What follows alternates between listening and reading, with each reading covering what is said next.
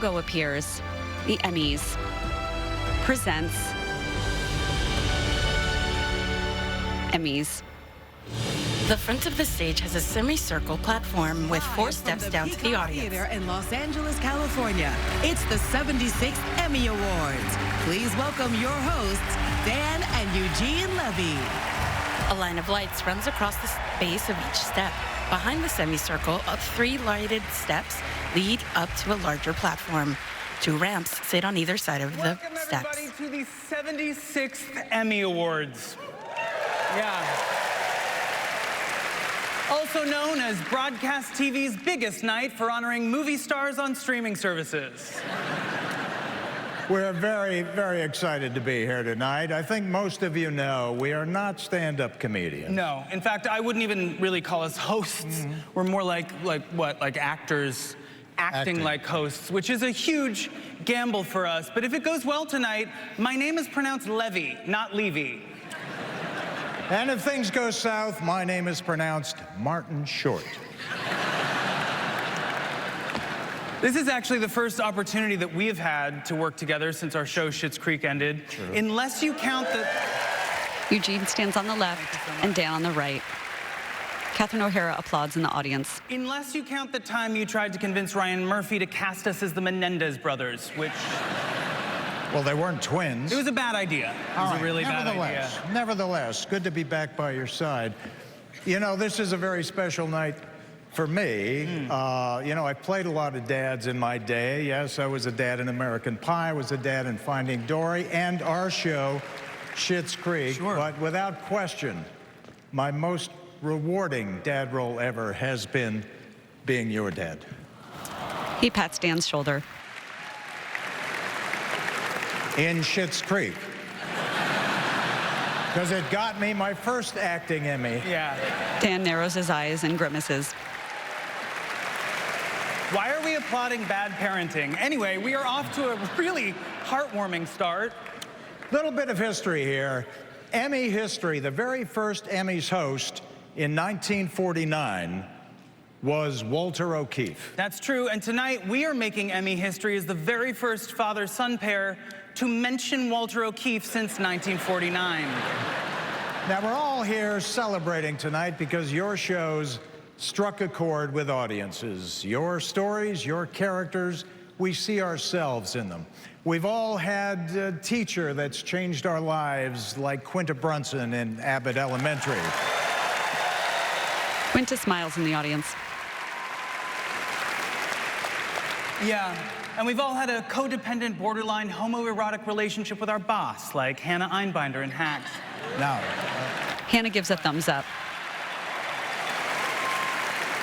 that's not quite it. It's not? We're talking about universal truths. Okay. Like how we've all struggled to make friends in a new city, like Carrie Coon in The Gilded Age.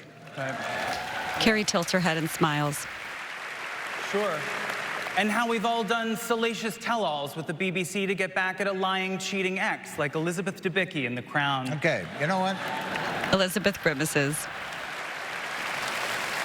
I don't think you're getting it. I think I am getting it. No. Striking a chord was the point. But Okay. anyway, let's move on. Happily, we haven't even given out a single award tonight, and yet Shogun has already made Emmy history.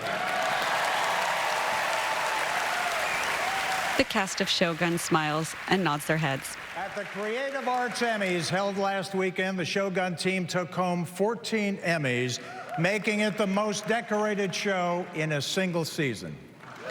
Yeah.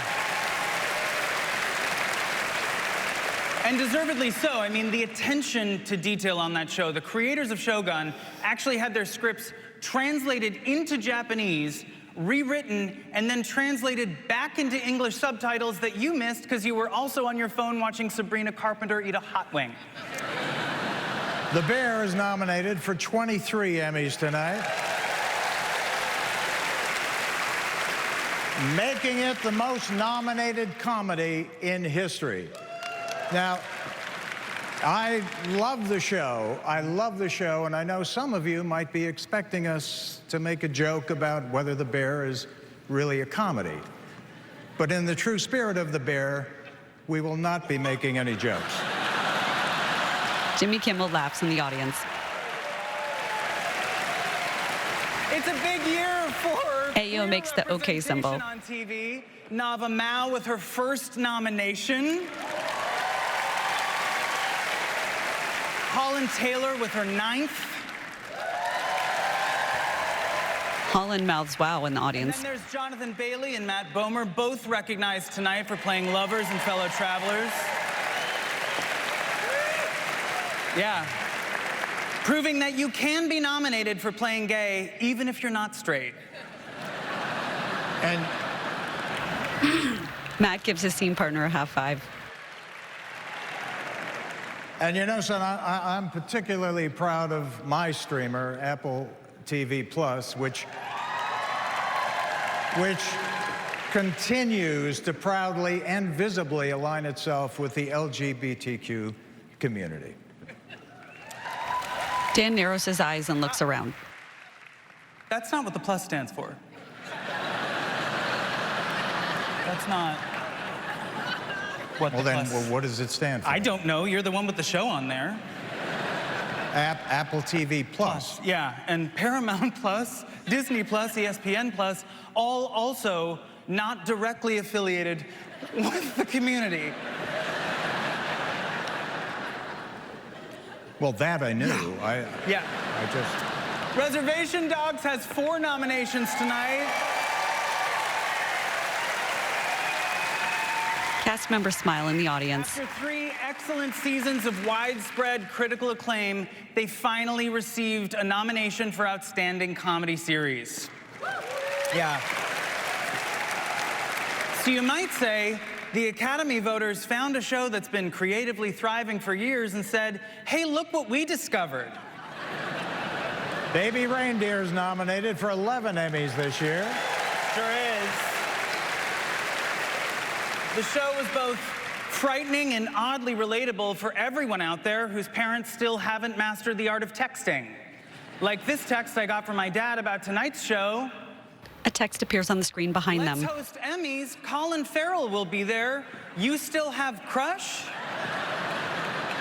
I didn't think these were going public. Or so this one. Walter O'Keefe joke. Too mean? Sent from my iPhone. You don't even own an iPhone. What does it matter? What does it matter? And this last one. Best ramen near me. Okay, I think that was just a mistake. I think you were just Googling something. I was hungry. All right. And I'm still hungry. There are 59,000 more where those came from. All right, okay, got it. Before we get to our first award tonight, we just wanted to chat about acceptance speeches. Please, in what can only be described as a cruel joke, 2 Canadians have been put in charge of playing you off tonight. Canadians don't like interrupting anybody. It goes against our nature. Confrontation in general is anxiety-inducing, especially for my 77-year-old father, okay? I don't like it. The man is frailer than he looks. He gets palpitations from time to time. I'm hearing about tendinitis. Okay, So that's good. No, the point is, Yeah. if you're going to say anything meaningful or emotional or, God forbid, political, just, keep it short because the pressure alone on me. Yeah, I don't want to be alarmist here, but having to cut you off could kill this man. Okay. On that note, please welcome our first presenters. From Only Murders in the Building, Selena Gomez, and from The Golden Bachelor, Steve Martin and Martin Short. Steve Martin and Selena walk out.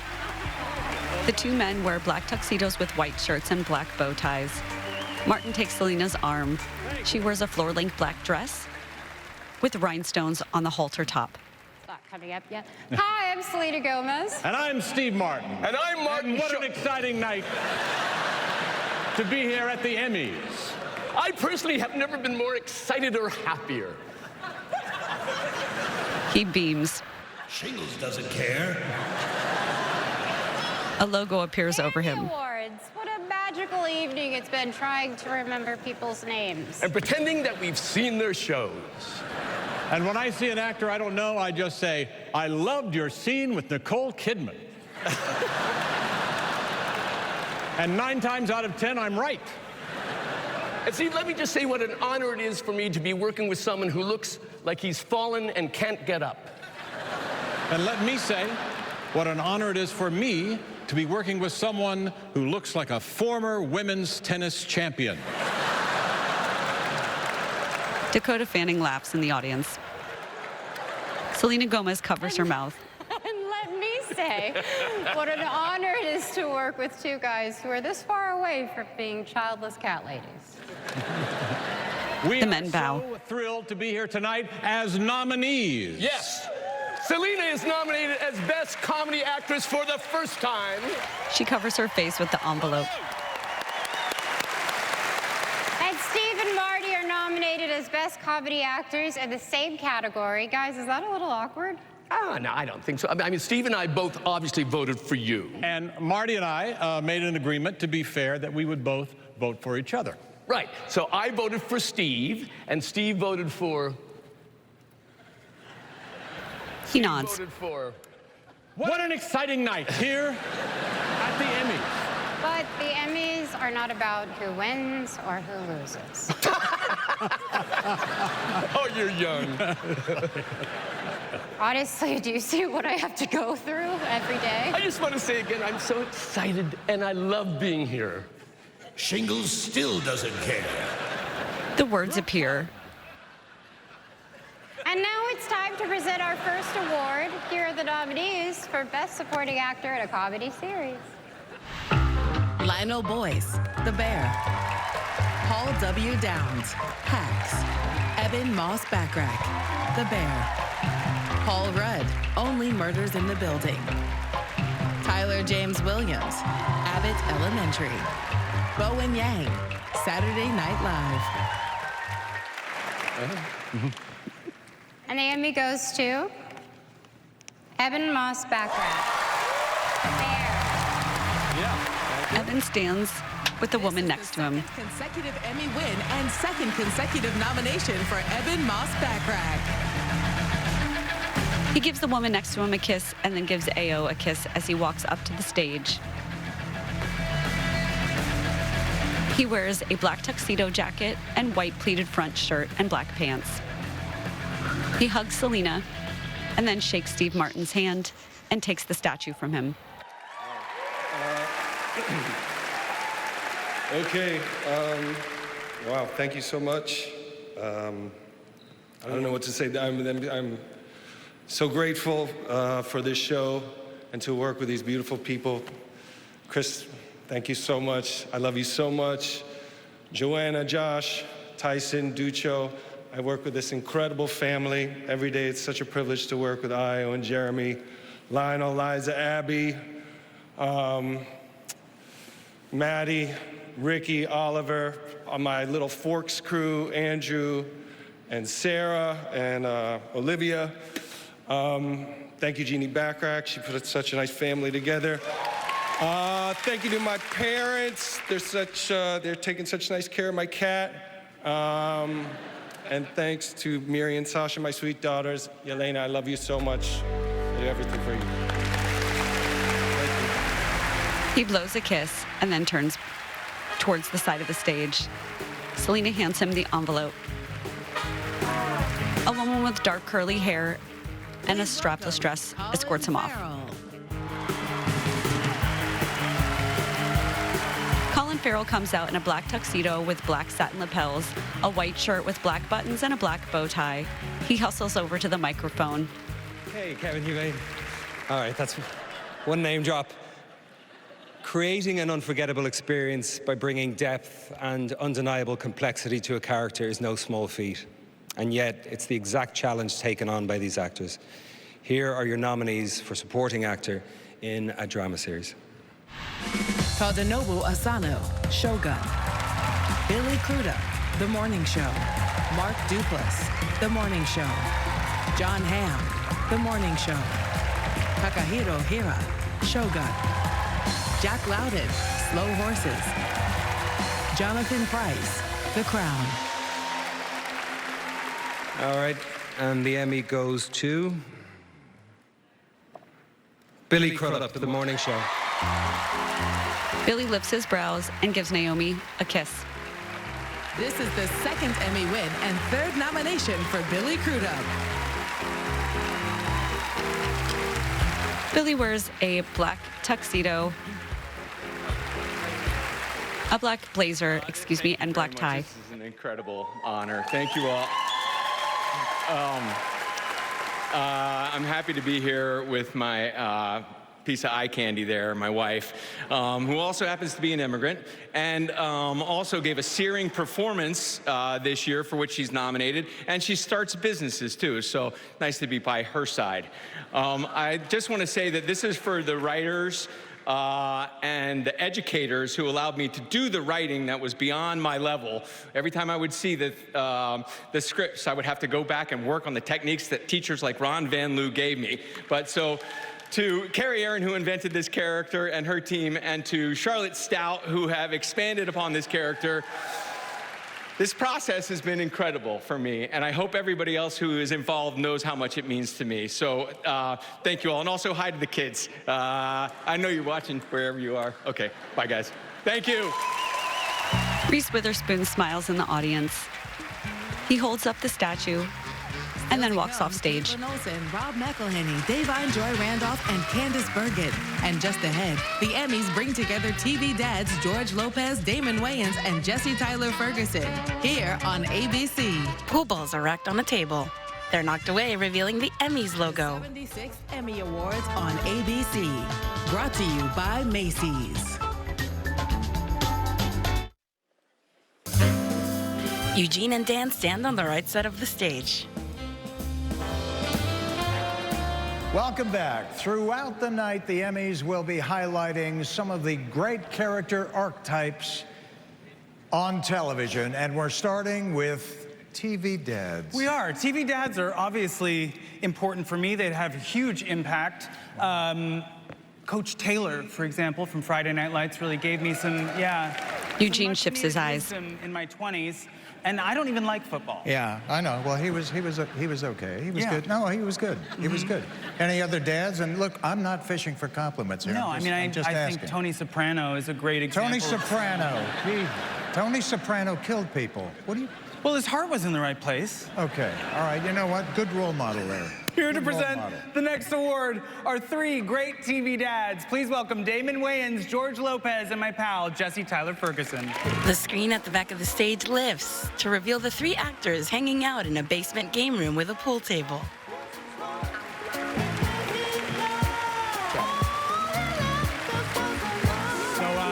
So this is a man cave. This is a man cave. Wonderful. They sit on a leather couch.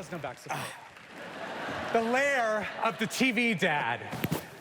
The domain where we all had all the answers and solved all of our family's problems in 22 minutes with commercials. But let's not forget that to be a great TV dad, you need a great TV wife. And that's why we want to thank our TV sitcom wives. Yes. Yeah. Okay. I'm so sorry. I'm so sorry. Did you watch my show or?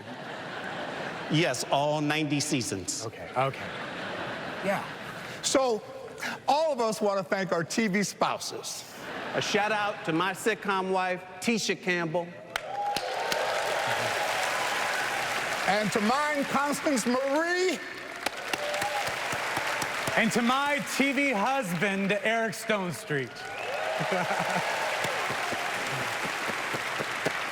And now, here are the nominees for lead actor in a comedy series. Matt Berry, What We Do in the Shadows. Larry David, Curb Your Enthusiasm. Steve Martin, Only Murders in the Building. Martin Short, Only Murders in the Building. Jeremy Allen White, The Bear. DeFaro Wanatai, Reservation Dogs.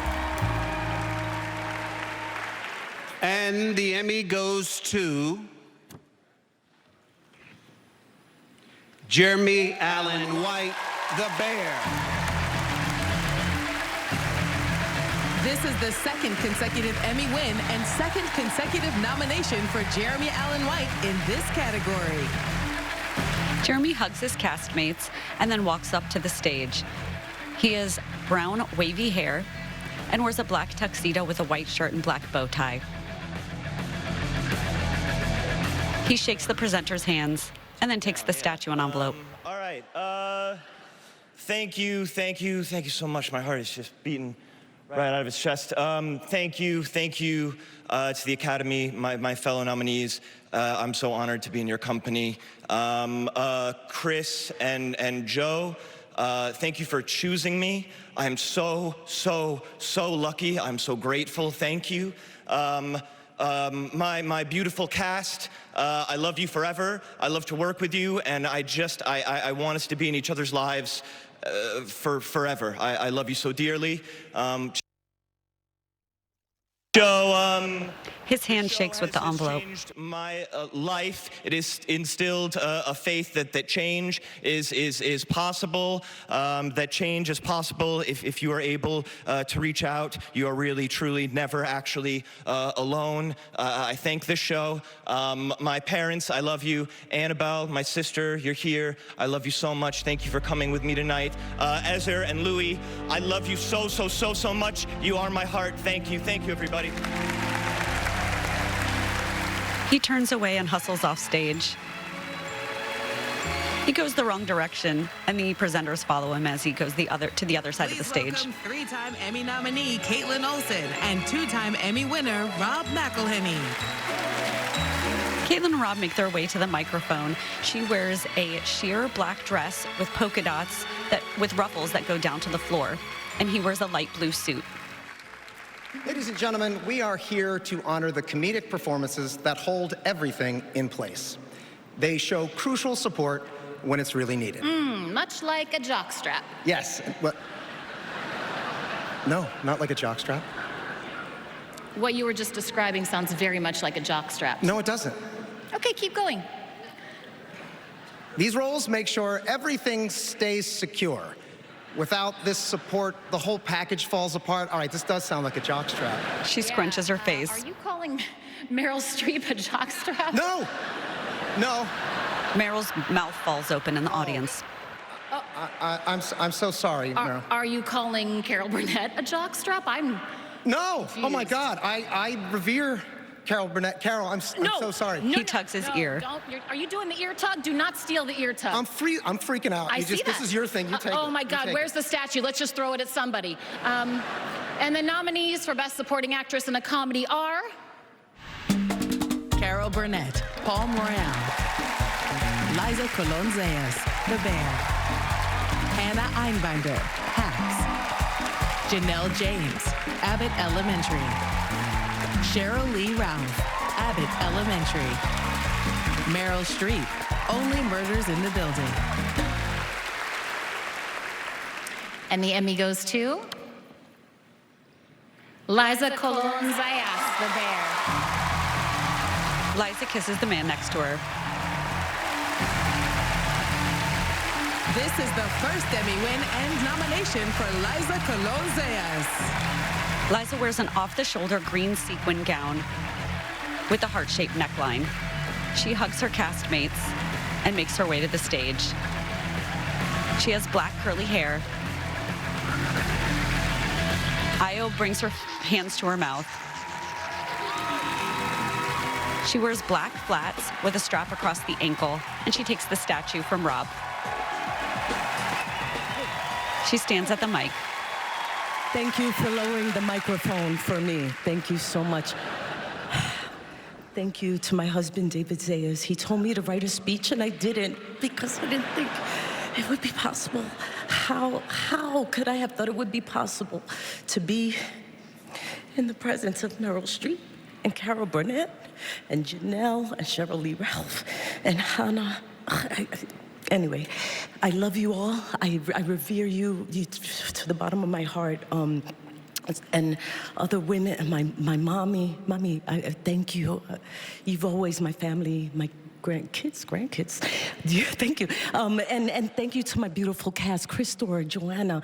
Thank you for giving me a new life with this show.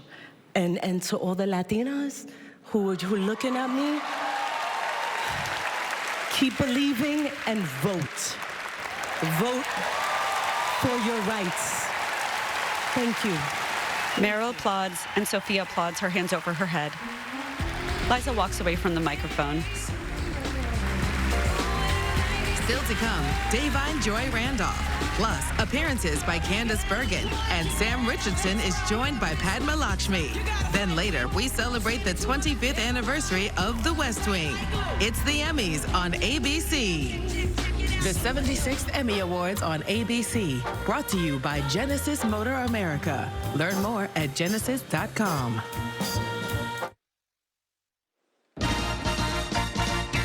Please welcome Emmy nominee, Davine Joy Randolph. Davine wears a bright yellow floor-length gown with silver shoes. The back of the dress has a hood that she wears at the back of her hair. It has one long sleeve and the other side is sleeveless. The fabric is gathered in the front. Bold, remarkable, compelling, legendary, and exceptionals. Now, yes, those are my personal morning mantras. However, tonight I'm referring to the masterful impact and strong presence demonstrated by these women week after week. Although the category is supporting, trust me, it's giving main character energy. Now let's take a look at their collective achievement. Here are Christine Baranski, The Gilded Age.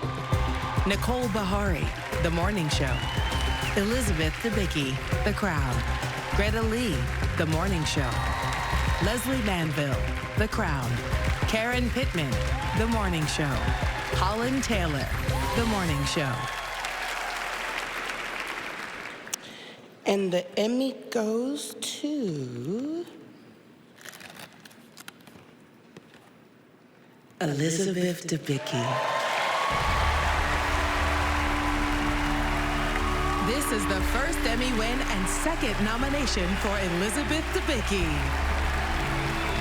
Elizabeth wears a thin strapped gown that's sleeveless and black. She wears diamond earrings that drape from her ears. She holds her skirt up as she makes her way up the front steps. She has her blonde hair swept back. I didn't write anything down because I'm very superstitious and now I'm in a real pickle, so I'm going to do this quickly. Peter, thank you. Thank you for making this show and thank you for trusting me with this. To our producers, thank you for working so hard. Deb Omrod, my hair and makeup, amazing woman who transformed me every day. Kate and Emily, who created the hair and makeup, Sid and Amy, our costume designers, I love you. Our cast are so beautiful. It is such a gift to work with you.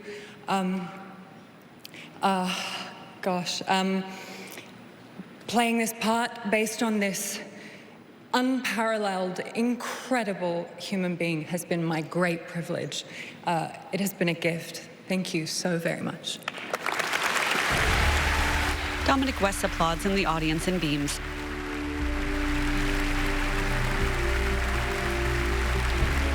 A man in a tuxedo with burgundy braids escorts Davine and Elizabeth off stage. Murphy Brown was one of my first TV role models, which I know is crazy considering I'm only 24. But Candice Bergen brought that character to life with such wit and charm and intelligence. From Murphy Brown to Sex and the City to Boston Legal, TV is a better place with her in it. Please welcome our next presenter, 5-time Emmy winner, Candice Bergen. Candice wears a long sleeve, high neck, goldish orange floor-length sequin gown.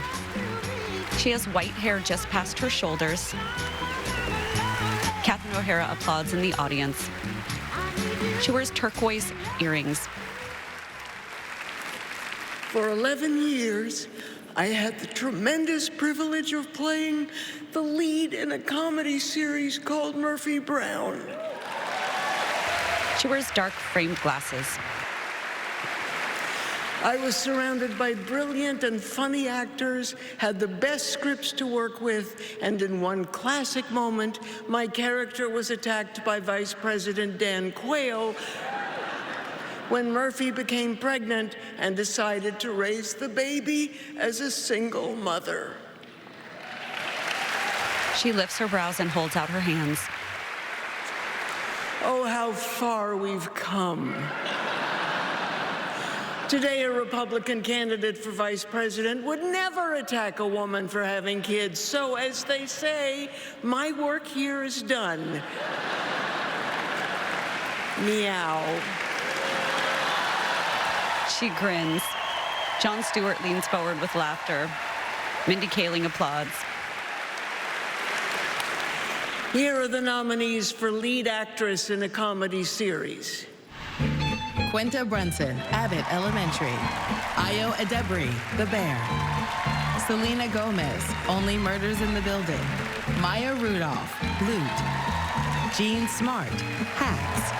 Kristen Wiig, Palm Royale. And the Emmy goes to the amazing Jean Smart. Jean shakes her head in the audience and smiles.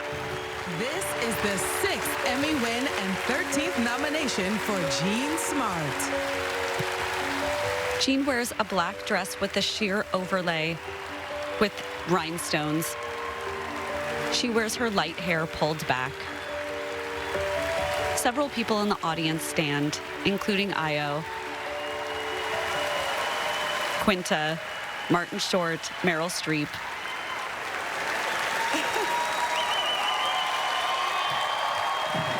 She looks out into the audience and tries to hold onto the mic, then grimaces. Oh, God. Jean shakes her head. Thank you so, so much. It's very humbling. It really is. And I appreciate this because I just don't get enough attention. I'm serious. Okay, anyway. No, thank you. I mean, I have so many people to thank, starting with our brilliant showrunners. Oh my God, Jen, Paul, Lucia. I mean, for thinking of me. I will never be able to thank you enough for thinking of me for this incredible role, and Casey and Sarah and everybody at HBO, I'm sorry. She shifts her eyes from side to side. Just what we needed, another network. But sorry, anyway, I'm going to honor tonight my agent, Scott Henderson, of 30 plus years, who is retiring and breaking my heart. The most amazing, supportive, cultured, tasteful, funny, kind, loving man who never tried to talk me in or out of things I really didn't feel great about. And Scott, I love you and I wish you all the best. He's going to bicycle through France because that's better than representing me. I don't know. She shrugs. But thank you all. Thank you. You're all, I love you all. Thank you. She waves and steps away from the microphone. Coming up, a special appearance by Billy Crystal, a Saturday Night Live reunion you don't want to miss, and Reba McEntire teams up with Melissa Peterman. Then later, iconic TV villains Anthony Starr, Kathy Bates, and Giancarlo Esposito take the stage here on the Emmys.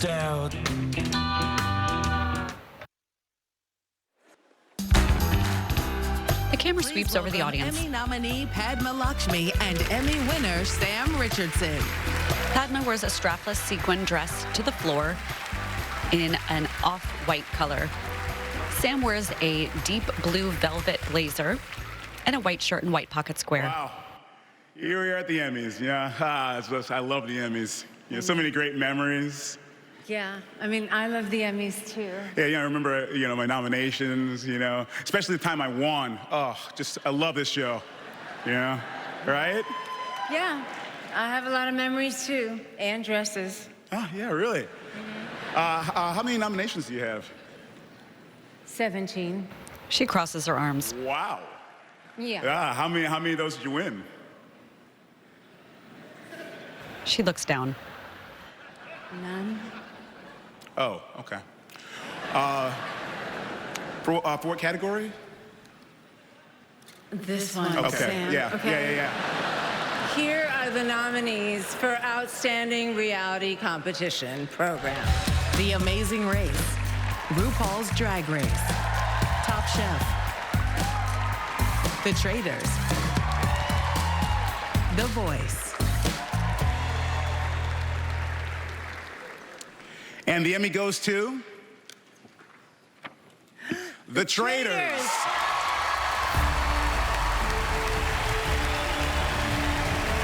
The The Traitors has received 5 nominations to date and 4 this year. Accepting the Emmy on behalf of the team is this Emmy winner for the Outstanding Host for a Reality or Competition Show, Alan Cumming. A group in the audience stands and makes their way to the stage. Alan Cumming takes the statue from Padma. Thank you so much, everybody. Thank you to the Academy. We are so grateful because we are a new show, and you guys, you know, when you like something, you tend to stick to it, which is a good quality, but we appreciate it all the more. These are Studio Lambert, the people who produced this show, and I would like you to applaud them because they care so much about the quality of their work. We want to thank our friends at Peacock for their kindness and support. It's so great to be part of a new streaming service. We love them. And I want to thank everyone in the castle at Ardross, the cast and crew who work so hard and get so wet by the Scottish weather. I also want to thank Scotland. I owe it everything. And it's such a beautiful co-star. I also want to thank Holland, because I don't think we thank Holland enough, because so many of these shows, like The Traitors, were first made up in Holland, and they obviously have something in the water. So let's find it, let's drink it, and all America's problems will be solved. Thank you so much. Alan wears a white blazer with red, white, and green plaid fabric diagonally over the front of the jacket and across his chest. I don't know where my dad is. I'm here. I'm right here. Eugene stands in the aisle of the audience. Right here. They said right aisle. This is my right aisle. No, that's stage right. They said house right. Okay, I knew this would be a mistake. You know what? I didn't want to do this. We shouldn't be out here, Daniel. I told them I don't like being in the audience. Okay, I find it uncomfortable. Everybody out here finds it uncomfortable. You know, I don't want to be handing out tacos in the audience. I don't like doing bits in the audience. Never have. Okay. Nobody does, but we're not here to do a bit. We're here to make an introduction. Okay, all right, I'm coming over. No, you can't come over. We don't have time for that. So we're just going to have to do it like this. Dan straightens his jacket and looks back at his dad.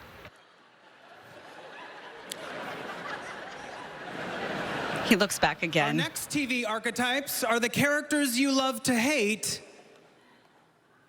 Dad? I can't see the prompter from here. We're introducing villains. It's TV villains. Please welcome Anthony Starr, Giancarlo Esposito, and Kathy Bates. In an underground layer, an orange and red glowing orb pulsates, and gears turn behind the actors. Fog rolls across the stage. Everybody loves heroes in drama. They're called the protagonist. But without villains or antagonists, there wouldn't be much of a story. We've all played villains, and so we appreciate their role in storytelling. But there are downsides once you're back in the real world. Do you know how hard it was to get a date after Misery?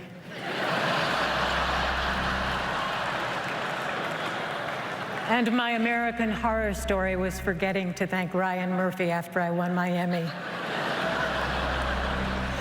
For me, the downside is trying to have a nice, quiet, fine dining experience, and drug dealers start asking for advice on how to build their empires.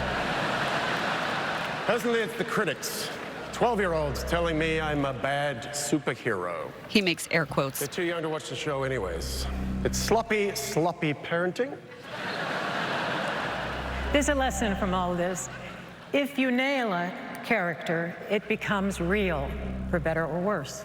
And the women in this character truly nailed their characters for the better. Here are the nominees for supporting actress in a limited or anthology series or movie. Dakota Fanning, Ripley. Lily Gladstone, Under the Bridge.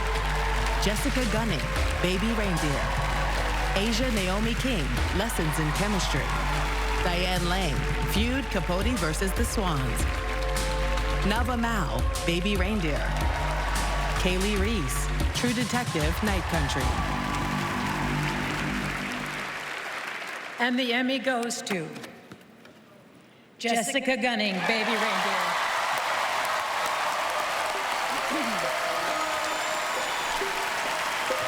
This is the first Emmy win and nomination for Jessica Gunning.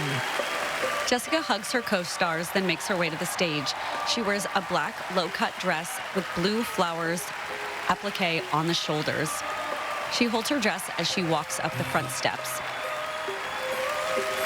She has long brown, wavy hair that flows down her back. Goodness me, blinking heckers. Thank you so much. I honestly feel like I'm going to wake up any minute now, and this whole thing has been a dream. Thank you very, very much indeed. I'm so incredibly proud to be part of Baby Reindeer. So I just would love to say a huge thank you to everybody who let me, really. Netflix and Clerkenwell Films, Nina Gold Casting, our amazing directors, Veronica and Josephine. The show wouldn't be what it is if it weren't for you, and our incredible cast and crew. I love coming to work with you all every day, switching to two, as they say, in the biz. Thank you so much to my agents at Malcolm Froggatt and Owen, especially John T. Brooke, who I've been with since I started acting. Thank you to Frankie Butler and Alice and everyone at Prosper for all that you are and all that you do, all of my friends and my family, who I love more than anything. My biggest thanks, though, has to go to Mr. Richard Gard. Oh, no. Just burst out crying. I've tried so many times to put into words what working on Baby Reindeer meant to me, and I fail every time. So I'm going to sing. No.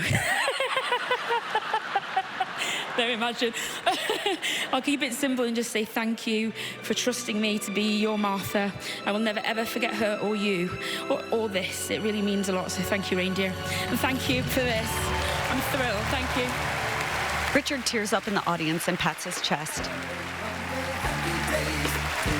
Just ahead, Reba McEntire is joined by Melissa Peterman, and SNL's Maya Rudolph, Kristen Wiig, Bowen Yang, and Seth Meyers take the stage. Then later, the Emmys host a Happy Days reunion here on ABC. A jukebox appears. The 76th Emmy Awards on ABC. Brought to you by Herbal Essences.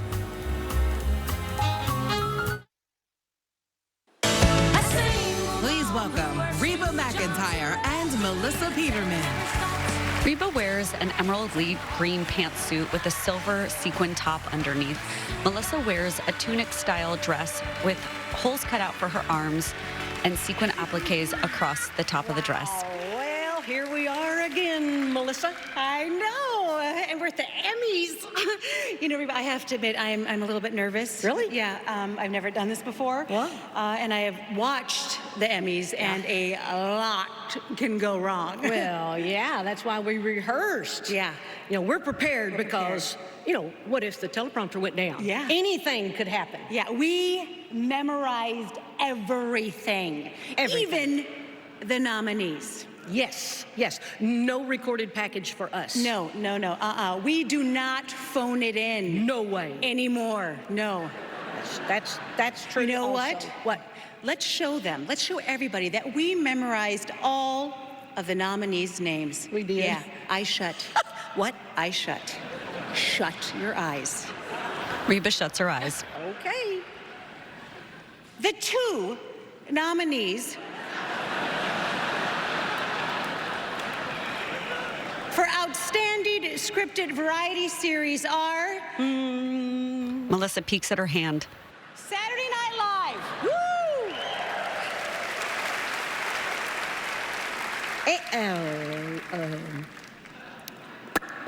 Tip of my tongue. Reba pulls a paper from behind Melissa's Last back. Week Tonight with John Oliver. Last Week Tonight with John Oliver. Nailed it. Yeah, nailed it. And the Emmy goes to... Last week tonight with John Oliver! John Oliver stands. Last Week Tonight with John Oliver has received 6 nominations this year and a total overall of 67. This year's nominations are in production design, writing, directing, and scripted variety series. Accepting the Emmy on behalf of the team is John Oliver. Thank you so much. Thank you to my staff. Some of them are here. Others are in Brooklyn. I don't know that they're watching this, but I know that they are in Brooklyn. Whatever you're doing, I hope you're having fun. I'd particularly like to thank Liz Stanton and Tim Carvell. I'd like to thank HBO for not cancelling us over the last decade. That was never a guarantee. I appreciate it. Please carry on. I'd like to thank my wife, Kate, and our kids' husband. Hudson. His name is Hudson. Ouch. Ouch. That's going to come back to haunt me. And Marzi, I should have got his wrong as well to even it out, but I didn't. Thanks to everyone at HBO, Nina and Casey in particular. I also want to thank, this is going to be very silly, our dog. We had the most fantastic dog, and she was at our wedding, and she got us through a pandemic. She was with us for the 2 pregnancies, and perfect choice of music. We had to say goodbye to her. And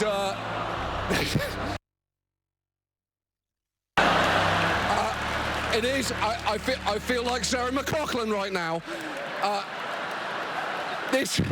She was an amazing dog, and ouch.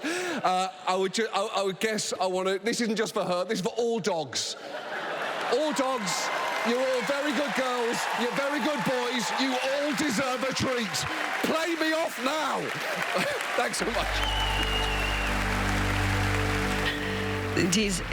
John Oliver's staff is behind him and follows him off the stage.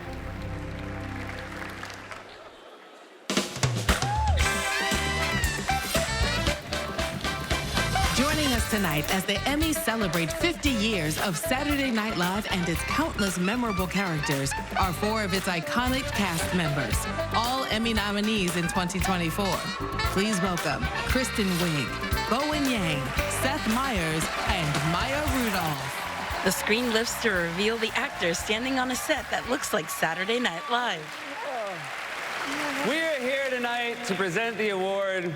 Seth, may I immediately interrupt? We heard something backstage that need be addressed. Now, before later. We heard that our dear friend, our mentor, Lorne Michaels, has been nominated for and lost the Emmy 85 times. He has never won. Never. No. 85 times. It's just wrong. And we'd like to take this occasion to say a few words to him. Yeah, guys, though. No. Lorne, look at me. Look, it's really hard to see if he's looking at me. Yes. You do have value. You are worthy, and you are not, and have never been a loser, even though you have lost a lot. Lorne, now immediately look at me. Look at me and look at my mouth. Each and every one of those 85 times you lost, you were robbed. She widens her eyes. You hear me? Lorne laughs. Rub-a-dub-dub-a-da. Guys, it's not your turn, Seth. Look at me, Lauren. It's Lorne. Bowen tilts his head. Oh, fun. Lauren, look at me.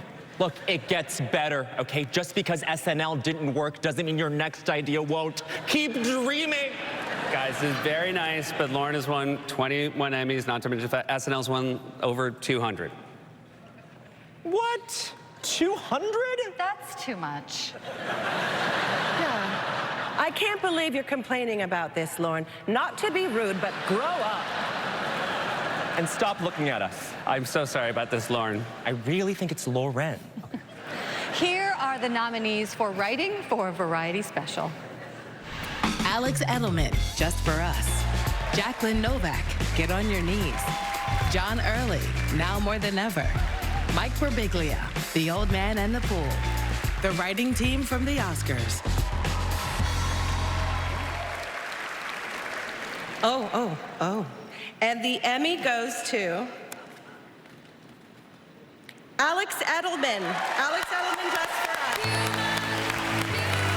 Alex's jaw drops in the audience. This is the first Emmy win and nomination for Alex Edelman. His face wears an expression of shock, and he runs up to the stage. He hugs Maya. He takes the statue from Kristen. Hi, Steve. Okay. Thank you so much for this. This is, oh God, I'm gonna cry in front of Carol Burnett. Fantastic. All right. I made this with my great collaborator, Adam Brace, who passed away right before we started on Broadway. And this huge group of people rushed in to fill that void. My Alex Timbers, who directed a special of my dreams, and Mike Birbiglia, my fellow nominee, who produced my show and put me here. And my crew and my producers, who are my family, and HBO let us make a special that we really wanted to make.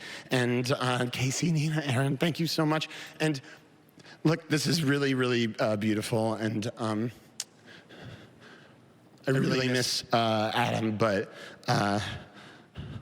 this is the end of a 7-year journey with the show, but I got to make something really funny with my friend. And so I thank you so much for this. I really appreciate it. He holds back tears and waves as he walks away from the microphone. The man with burgundy braids escorts him off the stage along with the SNL cast members. Billy Crystal and a performance by Jelly Roll. And get ready for TV moms Meredith Baxter, Susan Kelechi Watson, and Connie Britton here on the Emmys. Diego and Gael walk in from the left side of the stage. Gael Garcia Bernal and Emmy nominee Diego Luna.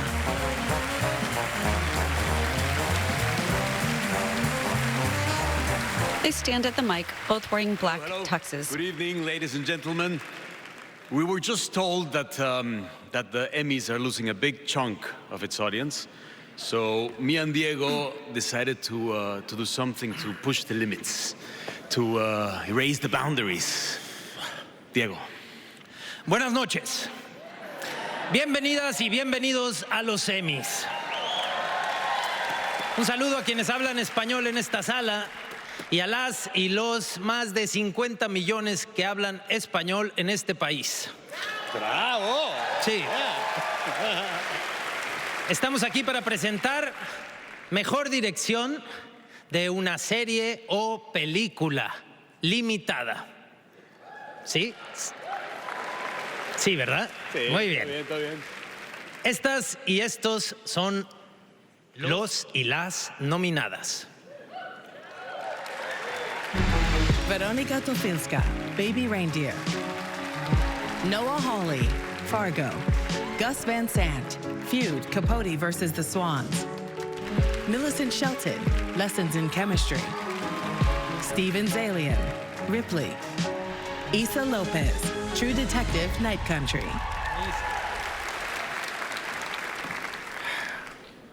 Y el ganador o la ganadora de Outstanding Directing for a Limited or Anthology Series or Movie es Steven Zalian for Ripley. Steven kisses the woman next to him. This is the first Emmy win and 7th nomination for Steven Zalian.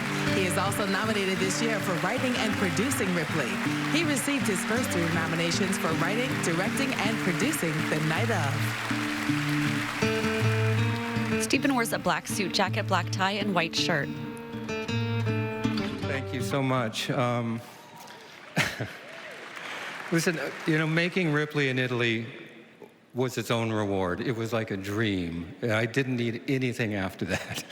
And I know the other directors, you know, they know what I'm talking about. The work is its own reward, and you know, I still really appreciate this honor, though.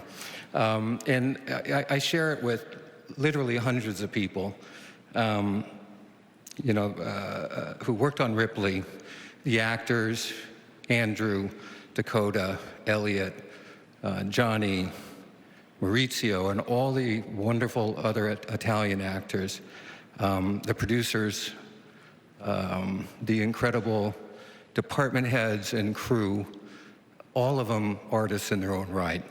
I thank them, the Academy, Netflix, everyone there, and my family. Thank you.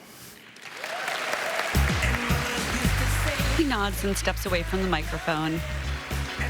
The cast of Ripley applaud in the audience. Next on the Emmys, we pay tribute to the characters who have been so much a part of television history.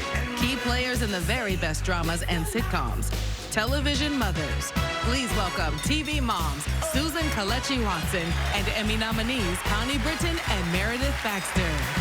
The actresses stand in a sitcom living room. I just want to say thanks to all the TV dads for giving their TV wives a shout out, but now it's all about us TV moms. We have come a long way from when we were lucky enough to even leave the kitchen. That's right. Now, TV moms can do it all, right? We can be a country music star. We can be a successful CEO who just wants to take her family on vacation. We can be the head of a haunted household where we might happen to give birth to the Antichrist. Or we could even be a school principal who's also an amazing partner to a certain football coach husband. A football field appears behind her. TV moms are no longer one-dimensional. We have choices. Choices that could lead you back to your beloved dance studio. Choices that remind us that our dreams aren't deferred. It's okay to soul search. It's okay to ask for as much money as a TV dad.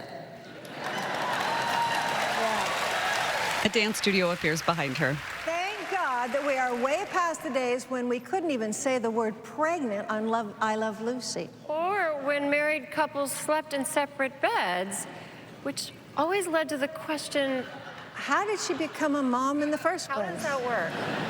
Oh, it's probably in a flashback. Oh, yeah. Commercial break. And none of this would be possible without the contributions from our great TV writers. So we TV moms are proud to be presenting the nominees for writing for a comedy series. Quinta Brunson, Abbott Elementary. Christopher Storer and Joanna Carlo, The Bear. Meredith Scardino and Sam Means, Girls 5 Eva. Lucia Agnello, Paul W. Downs, and Jen Statsky, Hacks. Chris Kelly and Sarah Schneider, The Other Two. Jake Bender and Zach Dunn, What We Do in the Shadows.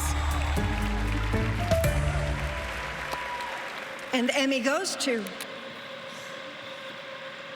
Lucia Agnello, Paul W. Downs, and Jen Statsky, Hacks. This is the second Emmy win for this writing team in this category for Hacks.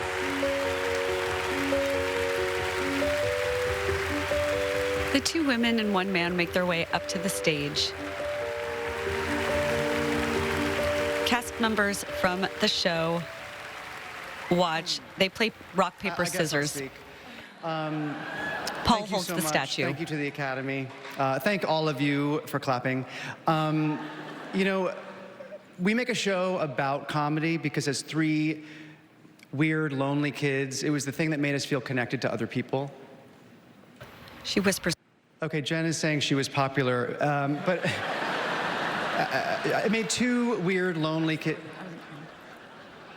Okay, so Lucia wasn't unpopular, but it made one lonely weirdo and two semi-popular girls feel connected to other people. And if you have seen this show or felt seen by the show and laughed at it, we thank you because you have made us feel more connected to the world.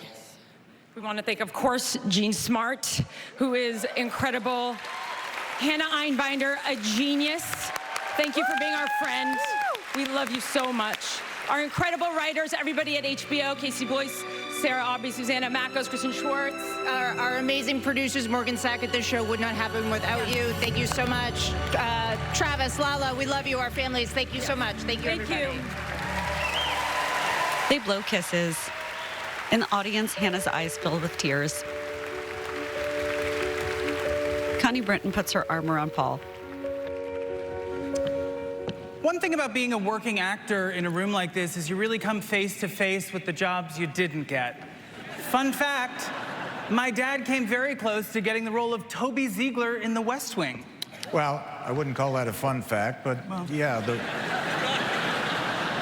role went to the other guy, who was Richard Schiff. Another fun fact, Richard Schiff went on to win the Emmy for that role. Again, why is that a fun fact? Well, it's fun for Richard.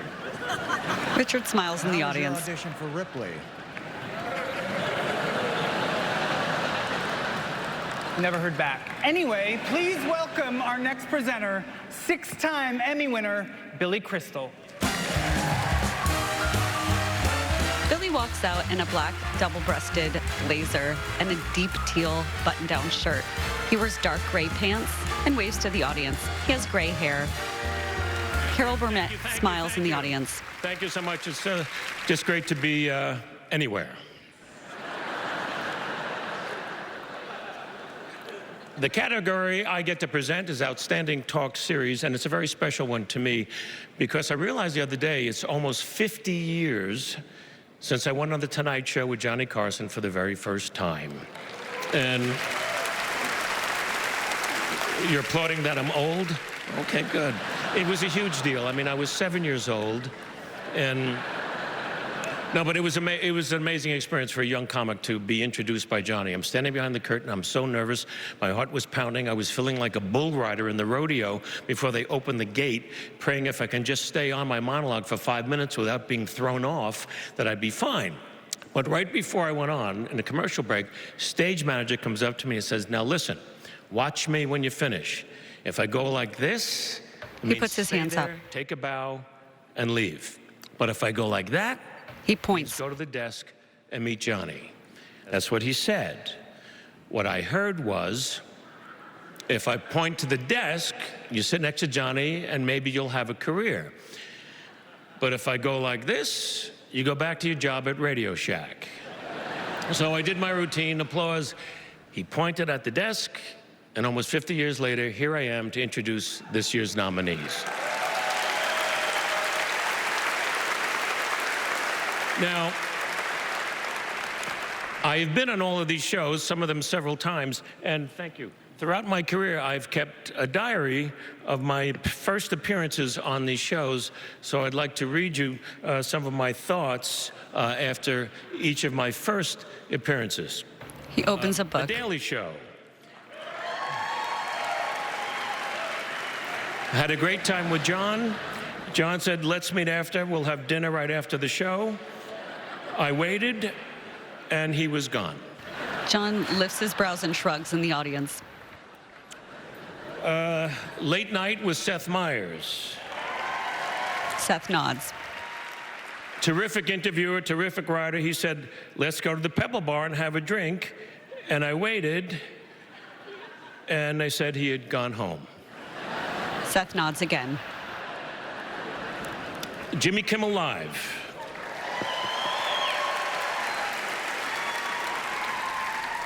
Had a fantastic time with Jimmy. He's so easy to talk to. He said, meet me at my restaurant, we'll have dinner. So I went, and Guillermo showed up.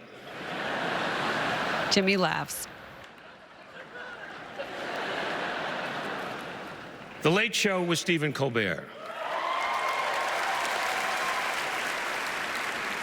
Brilliant guy, but I wonder if he's ever seen himself naked. Stephen cracks up, shrugging his shoulders. I didn't say they were funny. I said these are first impressions of the show. I've enjoyed all of them.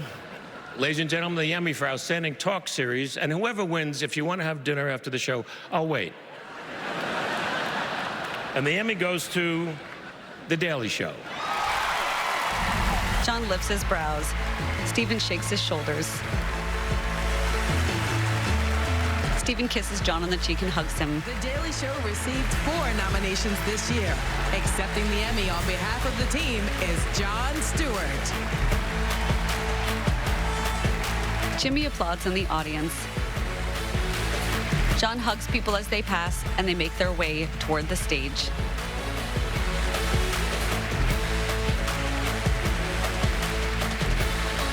A tall woman with long blonde hair and a white dress with cutouts takes the stage. Other men and women filter onto the stage before John, who holds the statue.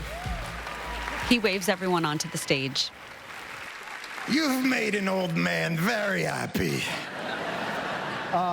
This is remarkable. To have an opportunity to work with this incredibly talented group once a week has just been, it's really made my Mondays. And Michael Costa, Ronnie Chang, Desi Lydic, Jordan Klepper, my fellow hosts, they just kick ass. But if you really want to know the heart and soul of the team, if you really want to know the keeper of the flame of The Daily Show, Miss Jen Flans is our executive producer. He points behind him. Miss Jen Flans has been there since 1998. So started out as a PA. He's been executive producer for 15 years. And just say to the people. I love our show, and I love the people we work with, and I love working in TV, so thanks. I love John. She has black hair in a side ponytail and asymmetrical green and blue dress with high silver heels. The team is escorted off the stage to the left. Up, Nicola Coughlan and Nava Mao. Then later, Ron Howard and Henry Winkler. And yes, there is a doctor in the house. TV doctors Mindy Kaling, Mekhi Phifer, and Zach Braff. Here on ABC. Paramedics mill around an emergency room. The view sweeps around behind Dan and Eugene on stage. Welcome back, everybody. One more piece of Emmy trivia. Emmy turned 76 this year, which means even though we're on ABC, Emmy is watching CBS. Speaking of CBS, you must be excited about the new Matlock reboot. Why would you say that? Well, just because you're the demographic that's in the know? In the know, In the yeah. know. Oh. Please welcome our next presenters, Nicola Coughlan and Nava Mao. Nicola wears a poplin-style silver sequin dress that's off the shoulder with her long blonde hair swept back. Nava wears a red floor-length gown with a low-cut neckline and ruffles around the neckline. I would like to say it is an honor to be here to present the first award dedicated to emotional support animals in a limited series. What are you talking about? From Lassie to Old Yeller, emotional support animals had a rich history in television. Nicola, this category is for Best Supporting Actor, as in human actor. Okay, that is fine. Unrelated, if anyone in the audience needs 500 dog treats, come and find me at the after party. Duly noted. Here are the nominees for Supporting Actor in a Limited Anthology Series or Movie. Jonathan Bailey, Fellow Travelers. Robert Downey Jr., The Sympathizer. Tom Goodman-Hill, Baby Reindeer. John Hawkes, True Detective, Night Country. Lamorne Morris, Fargo. Lewis Pullman, Lessons in Chemistry. Treat Williams, Feud, Capote versus the Swans. And the Emmy goes to Lamorne Morris, Fargo. Lamorne stands with his fists in front of his mouth. Emmy win and nomination for Lamorne Morris. Lamorne hugs Juno Temple and John Hamm. Robert Downey Jr. stands. He wears gold-rimmed glasses. The other nominees smile and applaud. Lamorne wears a black tux with a black bow tie and white shirt. What's up, man? Oh my gosh. I wanna. He buttons his tux jacket. Oh wow. I want to thank God for allowing me to be here. I also want to thank God for my beautiful mother, who raised me. She wipes away tears. She's been my biggest champion ever since I, came out of, I dropped out of her. He gestures. Whatever. I know where babies come from. My beautiful daughter, Lily. I love you. I told you I would do it. You've always doubted me.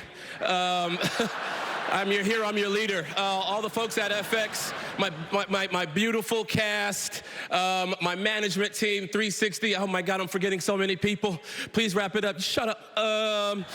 My fellow nominees, Robert Downey Jr., I got a poster of you in my house. Please sign it, seriously. Okay. Robert pumps his fist. And I love you. I love you to all my friends and my family. If you got my number, that means I love you. And who am I? Let's see. John Landgraf. Thank you. Noah Hawley. Noah Hawley, you put together one hell of a cast, man. Thank you for trusting and believing in me. And everyone over at FX and Hulu. I'll do another thing on my podcast and thank the rest of the people that I forgot to thank. Yeah. He holds up the statue and then is escorted off the stage.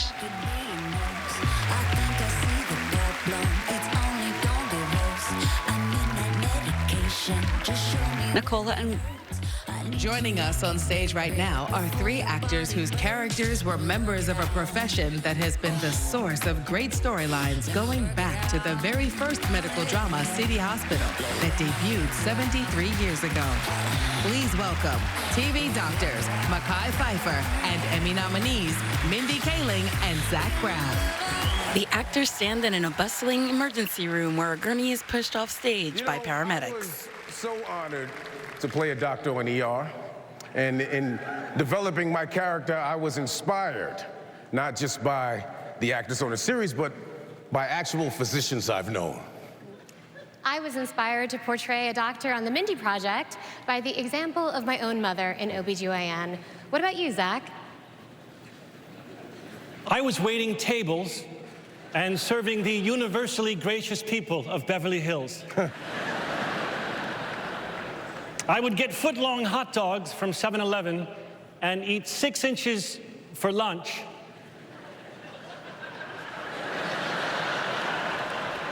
And 6 inches for dinner. I was inspired to not live like that anymore. And I can see that in every scene you're in. Thank you. Yes, and I concur. Here are the nominees for writing for a drama series. Peter Morgan and Muriel Shea-Barney Claire, The Crown. Geneva Robertson Dorrit and Graham Wagner, Fallout. Francesca Sloan and Donald Glover, Mr. and Mrs. Smith. Rachel Kondo and Justin Marks, Shogun.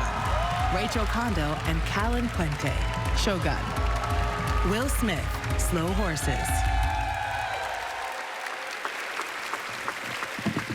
There we go. And the Emmy goes to Will Smith. Slow Horses.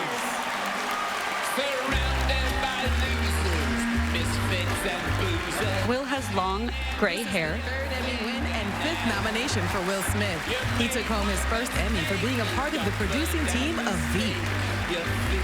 He has wireframe glasses and wears a black tuxedo with a white shirt and black bow tie. He takes the award. First of all, relax. Despite my name, I come in peace. I'd like to thank Mick Herron for his brilliant books, Gail Mutrux for seeing the potential in them, Jamie Lawrence for seeing the potential in me, Jay Hunt for her unwavering belief in the show, Ian Canning, everyone at Seesaw, Graham Yost for his support and his wisdom, my fellow writers, Morwenna Banks, Mark Denton, Johnny Stotwood, my amazing agent, Abby Singer at Catarotto, my wonderful wife, Anne, Leo and Phoebe, Daddy won a trophy, Saul Metzstein for being the most gifted and generous collaborator, and most of all, Gary Oldman and all of the cast, and Jade Robertson and all of the crew for making the very best version of the script. Thank you so much. Gary Oldman applauds in the audience. Awards for actor and actress in a drama series. A Happy Days reunion you won't want to miss. And a performance by Jelly Roll. Here at the Emmys on ABC.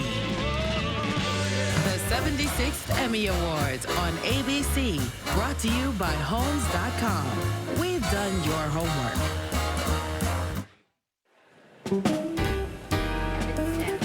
Hey, bartender, let me ask you, what goes best with a burger?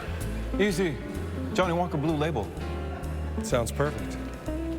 There you are. I've been looking all over for you. Have you been watching the show from a backstage bar? Yeah, this is the best seat in the house. It's quiet, you got a great view. Join me. All right. You know, I checked, it's okay to have a drink and present responsibly. Great. To a great night. They cheers. Welcome, Taylor Zakar Perez and Emmy winner tonight, Eben Moss-Backrack. We'll be right back. Yeah, that's it.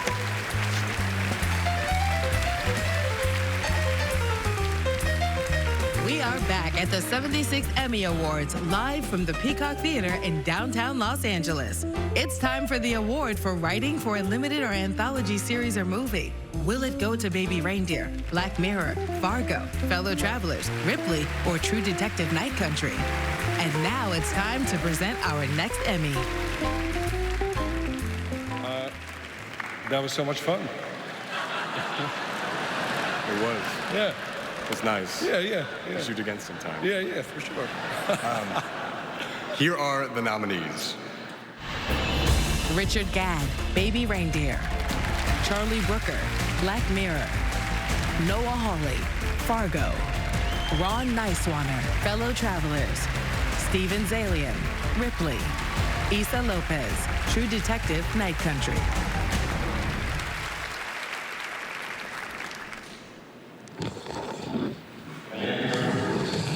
Richard Gadd, Baby Reindeer. A microphone rises up from the stage. Richard wears a green kilt. First Emmy win and third nomination for Richard Gadd, who was also nominated for producing and starring in Baby Reindeer. Richard wears a green kilt and a black tuxedo jacket, white shirt, and small bow tie. Thank you so much. Oh, wow. Thanks so much. Yeah, this is the stuff of dreams. Thank you so much to the Academy for voting for me. Thank you to Netflix for letting me tell this story to the world. Thank you to Anne and Lindsay, Toby. Thank you to the amazing Clockenwell Films, Petra, Wim, my brothers, Matt and Ed. Thank you to all the amazing cast and crew, my amazing team, Abby, Chris, Richard, Frankie, CJ and Emma. Look, 10 years ago, I was down and out, right? I never ever thought I'd get my life together. I never ever thought I'd be able to rectify myself with what had happened to me and get myself back on my feet again. And then here I am, just over a decade later, picking up one of the biggest writing awards in television, yeah? Now, I don't mean that to sound arrogant. I mean it as encouragement for anyone who's going through a difficult time right now to persevere, yeah? I don't know much about this life. I don't know why we're here, none of that. But I do know that nothing lasts forever. And no matter how bad it gets, it always gets better. Yeah, so if you're struggling, keep going, keep going. And I promise you, things will be okay. Thank you so much for this award. He holds up the award and steps away. One of his castmates jumps up on his feet and applauds. In 1974, a strange phenomenon was bubbling under all the political turbulence, a wave of nostalgia for the 1950s. The musical Grease was playing on Broadway, American Graffiti had premiered in movie theaters, and a brand new sitcom called Happy Days was making its television debut. It starred a young actor with a very familiar face who would go on to become one of Hollywood's most iconic film directors. Also starring was a new kid on the block who would soon become the coolest, toughest cat to ever put a comb through a ducktail. Celebrating the 50th anniversary of Happy Days, please welcome Ron Howard and Henry Winkler. Ron and Henry stand in a diner with red booths and a jukebox resembling the set of Happy Days. Okay, thank you.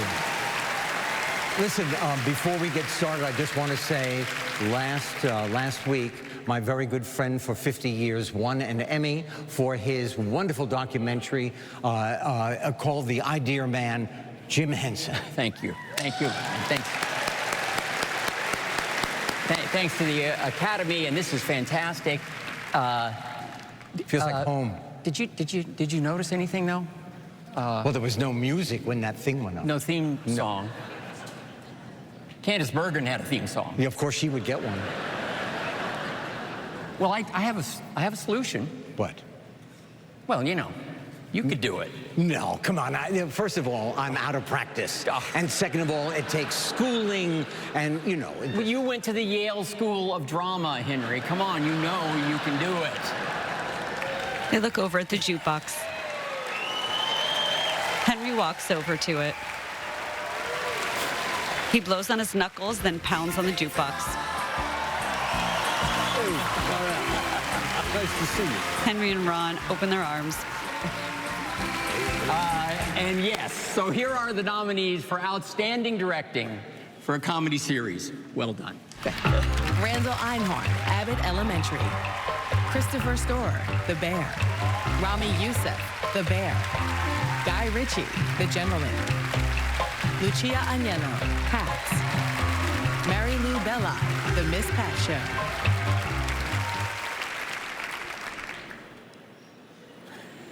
Ron waves to someone in the audience. He shrugs. And the... I was laughing. Yes, I was Stephen laughing. Harvey. I was going around there. It was funny. Hi, everybody. Okay, and the winner is... Okay, you are the director.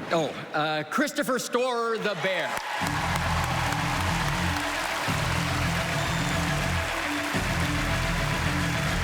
This is the fourth Emmy win and second consecutive win in this category for Christopher Storer. Last year, he took home 3 Emmys for writing, directing, and producing The Bear. Christopher hugs Rami, then makes his way to the stage. He has dark, wavy hair, wears a black tuxedo with a white shirt and black bow tie, and wears dark framed glasses. Wow, thank you so much for FX for investing in the thing that you probably shouldn't invest in, which is a restaurant. Hulu, Disney.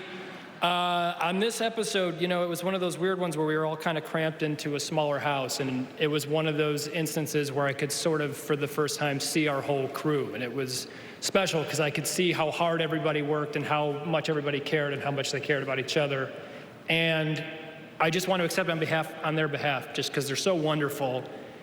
And I think we've been able to do this for a few years now, and we all know how lucky we are to get to do this. And to anybody watching The Bear, it means so much to us. Thank you very much. This is great.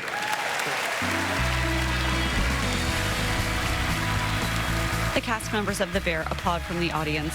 Just ahead, Matt Bomer and Joshua Jackson present the Governor's Award to Greg Berlanti. Then later, Jane Lynch and Brendan Hunt have a coach's moment. It's the Emmys on ABC. In a locker room, a blue athletic bag with an Emmys logo sits on a bench. The 76 Emmy Awards on ABC. Brought to you by Johnny Walker Blue Label. Please drink responsibly.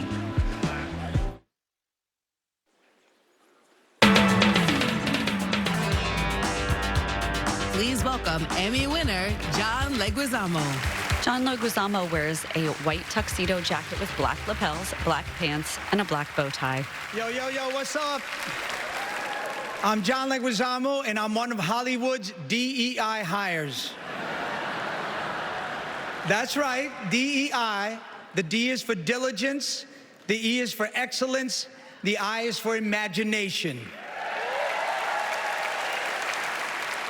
And everyone in this room tonight has dedicated their lives to diligence, excellence, and imagination, so we are all DEI hires.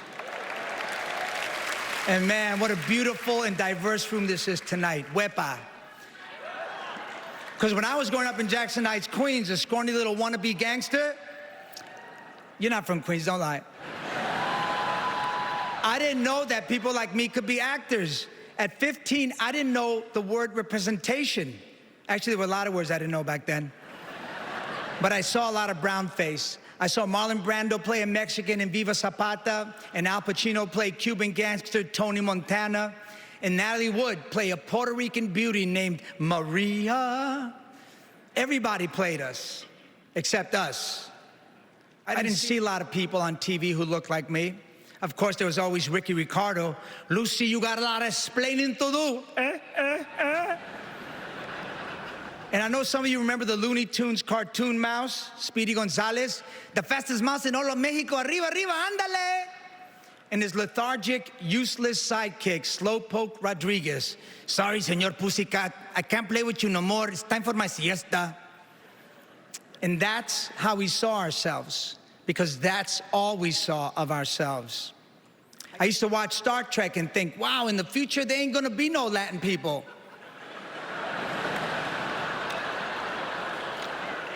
But at least then the food will suck. And for years, I didn't complain about the limited roles my people were offered. The spicy sex pot, the Latin lover, the maid, the gangbanger. Turns out not complaining doesn't change anything. Thank you. So for the past few years, I've been complaining. A few months ago, I took out a full-page ad in the New York Times asking Emmy voters to recognize candidates of color. And it's a good thing I decided to do before I found out how much a full-page ad in the New York Times costs. Woo! But the ad worked, because overnight, Hollywood changed. Yeah. Okay, not really. But what I see here tonight makes me, well, almost happy. And certainly less angry. because tonight is among the most diverse list of nominees in Emmy history.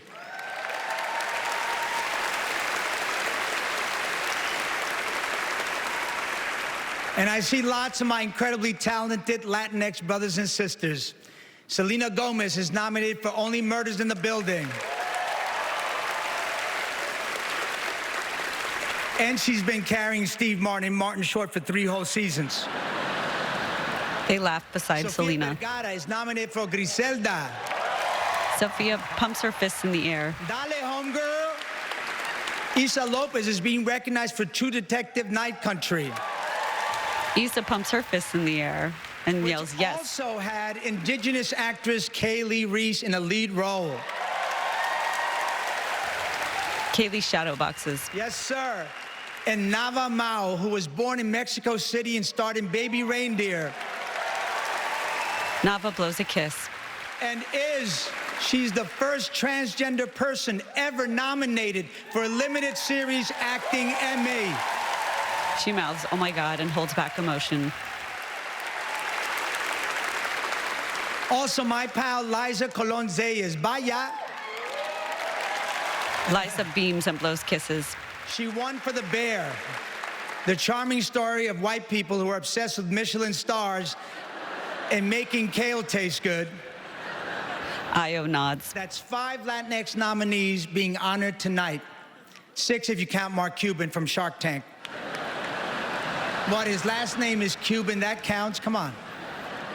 And here's another sign of progress. Right after I took that ad in the New York Times, Academy members elected the first ever Latino chair, Mero Mero Chris Abrego. You're welcome, Hollywood. I did it. Actually, John, Chris Abrego was elected chair of the Television Academy in November 2023, which was 8 months before your ad. Yeah, whatever. But we need more stories from excluded groups: Black, Asian, Jewish, Arab, LGBTQ+, and disabled. And this show tonight is proof that our industry is making progress. So I am delighted to introduce you someone who's committed to protecting and fostering that progress. Please welcome the chair of the Television Academy, Chris Abrego. John gestures to the side. Chris comes out in a black tuxedo with a white shirt and black velvet bow tie. He has dark hair and a dark goatee. They embrace.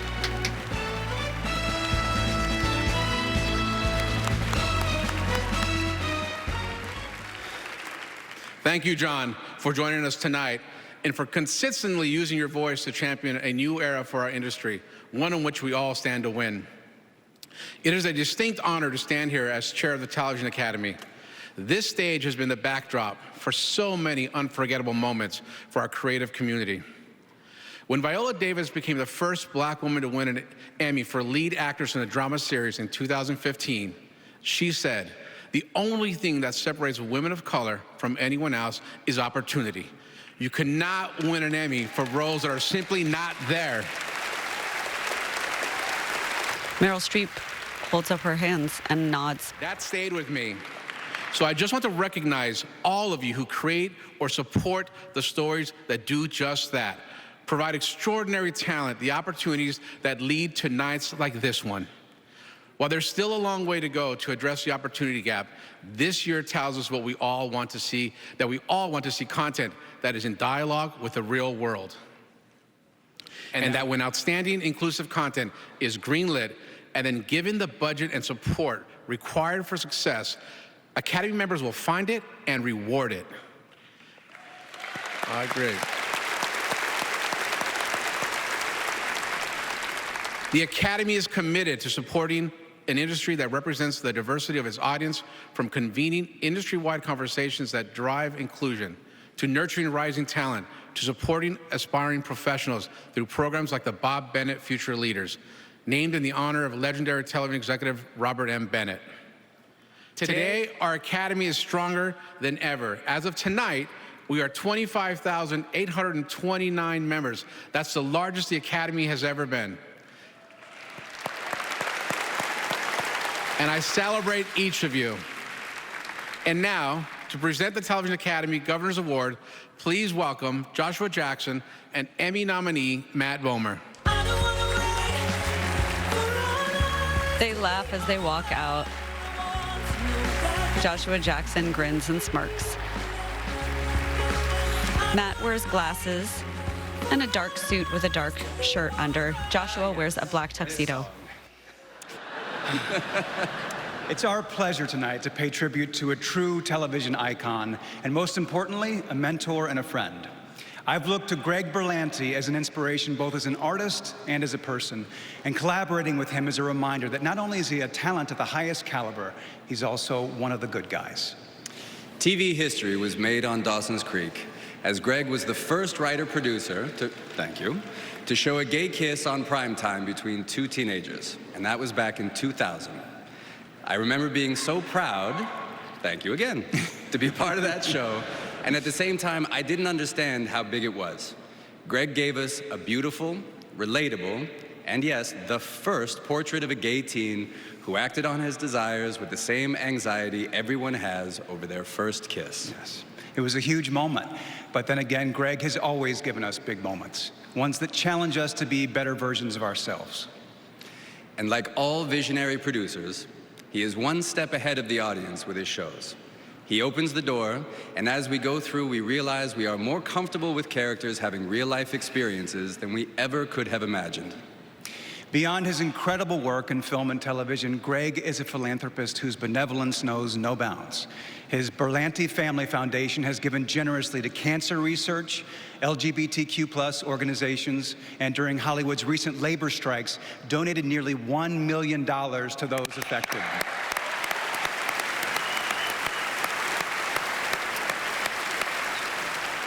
In everything he does, his impact on the LGBTQ community, on our industry, and on humanity is immeasurable.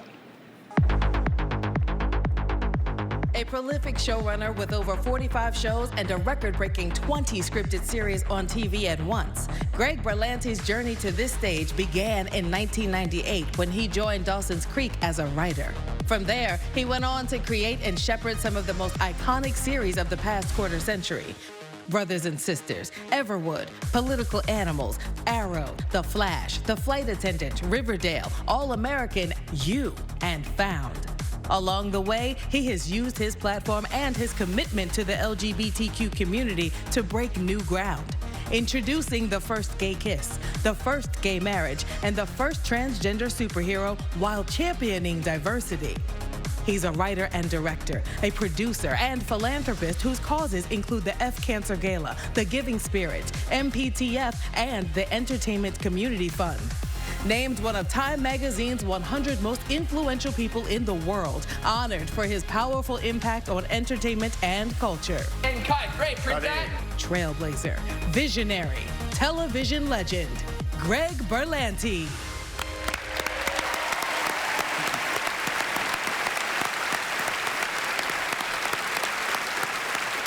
We are honored to present the 2024 Governor's Award to Greg Berlanti. Greg makes his way to the stage. He wears a light gray tux with a white shirt and black bow tie. He wears black dress shoes. And he wears clear framed glasses. He hugs Josh and Matt and takes the statue. The audience gets to their feet. Please sit. Thank you very much. Thank you, gentlemen, not just for your kind words, but your incredible friendship and talent through the years. Thank you, Chris Abrego and the Board of Governors for this deeply humbling honor of a lifetime, an opportunity of a lifetime to express my gratitude. First, to everyone at home who's watched our shows, there is no thank you that would ever be enough. I wanted to be a part of television even before I knew how that was possible. Like so many Gen X kids in the 70s and 80s, the one color TV our family could afford was on around the clock in our house, and I watched and loved all of it. Now, there wasn't a lot of gay characters on television back then, and I was a closeted gay kid, and it's hard to describe how lonely that was at the time. There was no internet to connect with other queer kids, no LGBTQ+ advocacy groups in schools. Back then, the only way to tell if another kid might be gay was if he also watched Dynasty, Dallas, and could name all 4 of the Golden Girls. It's true. Then the initial reports of AIDS started showing up on the news, and for the first time in my life, I saw openly gay men on television. Too many were dying, but they were also in the streets. Men holding hands with other men, marching and fighting for their lives. And they gave me hope that I might one day have their courage to come out and share my truth with the world. The other thing that happened because of a television was that I announced to my family the first TV creator I wanted to be, Jim Henson. And my mom got business cards made up that said Greg Berlanti, puppeteer, and she put these cards all around town. And I started doing puppet shows for kids' birthdays. But that was it. Someone believed in me, that I could tell stories for a living. It's why I'm so appreciative of this honor. It won't remind me of a single show, but instead will remind me of all the people, like my mom, whose shoulders I rode in on tonight. Too many to mention. All the teachers and friends and representatives and executives across the years, actors and crews who made real the worlds we dreamt up, and I'll remember all the writers I dreamt those worlds up with. It will remind me of my Warner Brothers TV family that's given me a home from my beginnings, led by the great Peter Roth, to our amazing leaders today, Channing Dungey and David Zaslav, and my seatmates this evening, who stand in for all the other coworkers and family who made this moment possible. The amazing Carlo Gawa, my producing partner, the incomparable Sarah Schechter, my loving sister Dina and my father Gene are here. My dad was a businessman his whole life, and yet he made me study theater in college because he knew it's what I loved. Lastly, my soulmate, my husband Robbie Rogers, who's not just here for me, but because he produced The Fellow Travelers, which everyone should watch. It's amazing. And when I think about it, to have traveled that distance from that scared kid years ago to this stage with my husband in the audience and our two beautiful children, Caleb and Mia, watching at home, go to bed as soon as this is over. When I think about how much the world had to change to make the life I'm living now possible, even in hindsight, it's unimaginable to me. Sadly, the one person who did imagine this night first is not here to celebrate it with us. We lost my mom several years ago to cancer, but the belief she had in me still lingers on long after she's gone. That's how powerful belief is. And her belief travels through me and out to all of the kids out there who today may feel alone or other or scared to share their truth with the world. If my mom were here, she would want you to know that you are loved and you are worthy and you have a story to tell, and we need those stories now more than ever. And she believes in you, and I do too. So hurry up and get here. Until then, from the bottom of my heart, thank you all very much.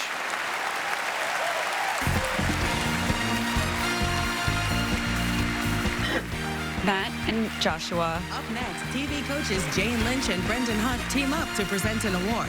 And stay tuned for a special performance by Jelly Roll. Then later, we're joined by three of your favorite TV cops, Don Johnson, Jimmy Smits, and Niecy Nash Betts. An officer sits in a squad car. Eugene stands by a screen displaying beloved TV coaches. As someone who never truly appreciated the inside of a gymnasium or what it had to offer, I now have the unique pleasure to introduce a couple of great TV coaches. Please welcome Jane Lynch and Brendan Hunt. A screen at the back of the stage lifts to reveal Brendan and Jane standing in a locker room with rows of blue lockers and a rack of basketballs. We're in a locker room because we both played coaches on TV shows. But only one of us played a head coach. People don't know this, but we both studied theater at Illinois State University. And nobody cares about that. Now, just to be clear, I was the head coach on Glee and you were the assistant coach on Ted Lasso. Yeah. Yes, but I don't see why that distinction matters. Well, it does matter because head coaches, like directors in this category, are in charge. And assistant coaches are underlings. Like if you were my assistant coach, I would say, don't slouch. When you present an Emmy, stand up straight. Brendan straightens up. And I would say, boss, methods of fear and intimidation are outdated, and players today respond best to love and respect. And I would nod in pretend agreement. Let's take a look at the nominees for directing for a drama series.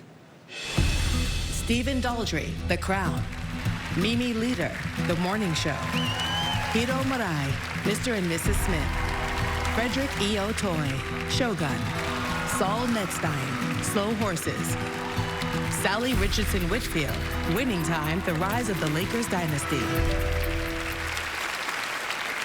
But Jane, where is the envelope? Oh, I gave that envelope to some very special guests. Please welcome Olympic athletes Ilona Maher, Steven Nedorozic, Caleb Dressel, and Paralympian Ezra Frack.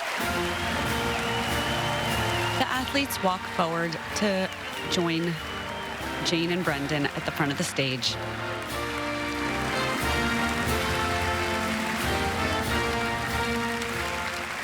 And the Emmy goes to Frederick E. Otoy, Shogun.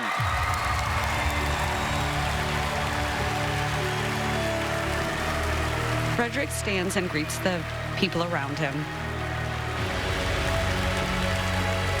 This is the first Emmy win and second nomination for Frederick E. Otoy.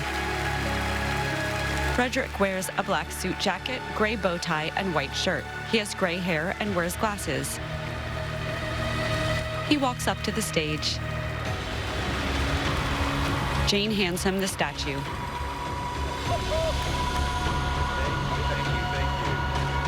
Hello, hello. Hi.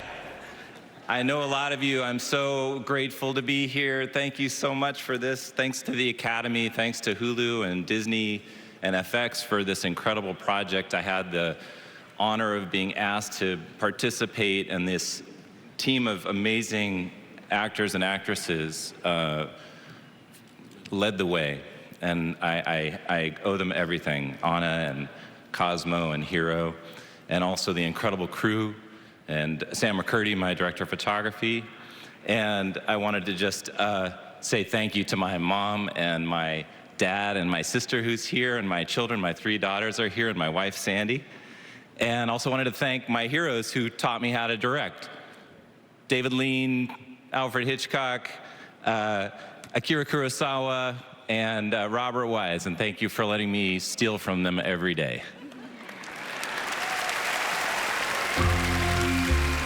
Several Emmy statues sit on a shelf, a golden-winged woman holding a stylized atom, a spherical nucleus with orbiting electron rings.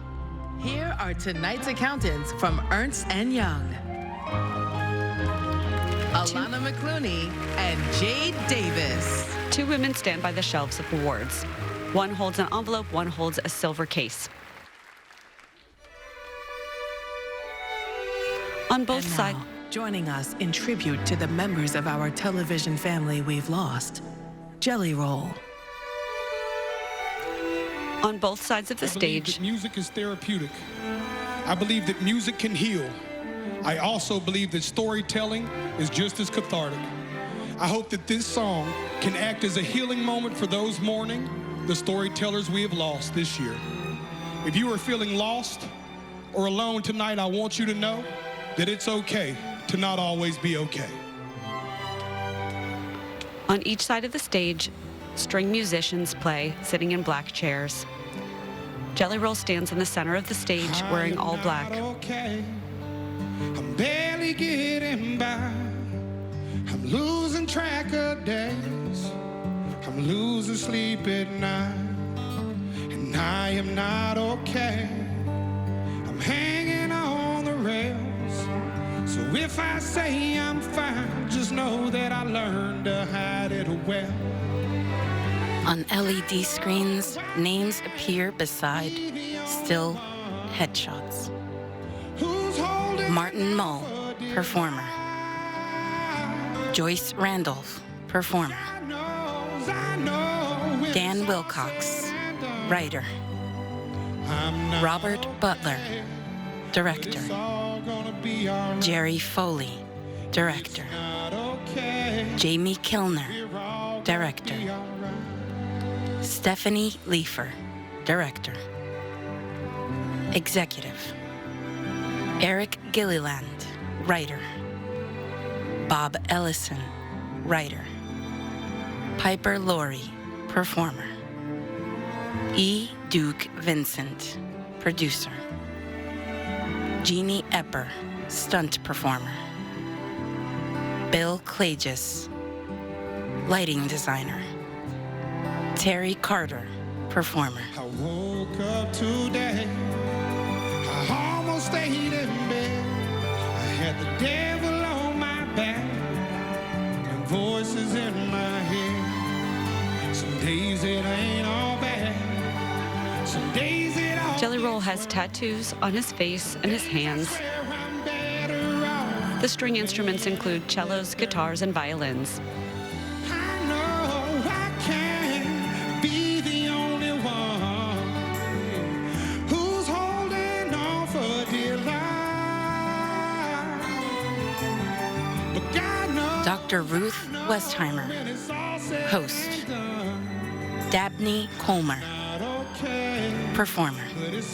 Richard Mull, performer. Lee Gabler, agent. Paula Weinstein, producer. George A. Sunga, producer. Jack Venza, producer. Kenneth Patterson, camera operator. Susan Wachitsky, executive. Leo Chalukian, Academy President, 1989 to 1993. Don Buchwald, agent. George Schenk, writer. Sam Art Williams, writer. Peter Marshall, host. Rob Holcomb, director. In a holy water time, and we all gonna be all right. Francis Sternhagen, performer. Phil Donahue, host. Louis Gossett Jr., performer. Martin Starger, performer. Producer. Ryan O'Neill, performer. Andrea Faye Friedman, performer. Gina Rollins, performer. Richard Simmons, television personality. Shannon Doherty, performer. Robert McNeil, journalist. Chance Perdomo, performer. Carl Weathers, performer. Richard Lewis, performer. Donald Sutherland, performer. James Earl Jones, performer. Bob Newhart, performer. A photo of Bob lingers on screen. Jelly Roll makes the gesture of "I love you" with his hands, then brings his hand to his heart and bows his head. A microphone comes up at the front of the stage.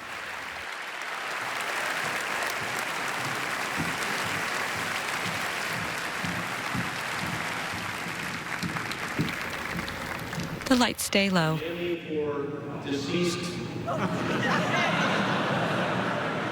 Industry professional we will miss most goes to. Jimmy looks around. Hi, everyone. This is the time in the show when we remember the legends we've lost over the past year, one of whom I was very lucky to know, and that was Bob Newhart. Those of you who knew Bob, who knew him personally, know he was exactly who you thought he was and hoped he would be. He did not have range. He didn't need to have range. Bob had what very few comedians have, especially today, a degree in accounting. Bob was a humble, politely hilarious man. He got his first Emmy nomination in 1962 and didn't win one until 2013, 51 years later, which is a great lesson, and that lesson is, Jon Stewart, you should be ashamed of yourself. You said you were retiring.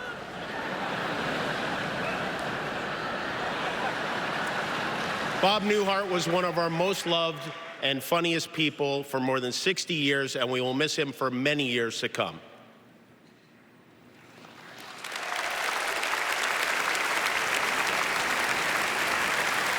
Jimmy looks back at the projection.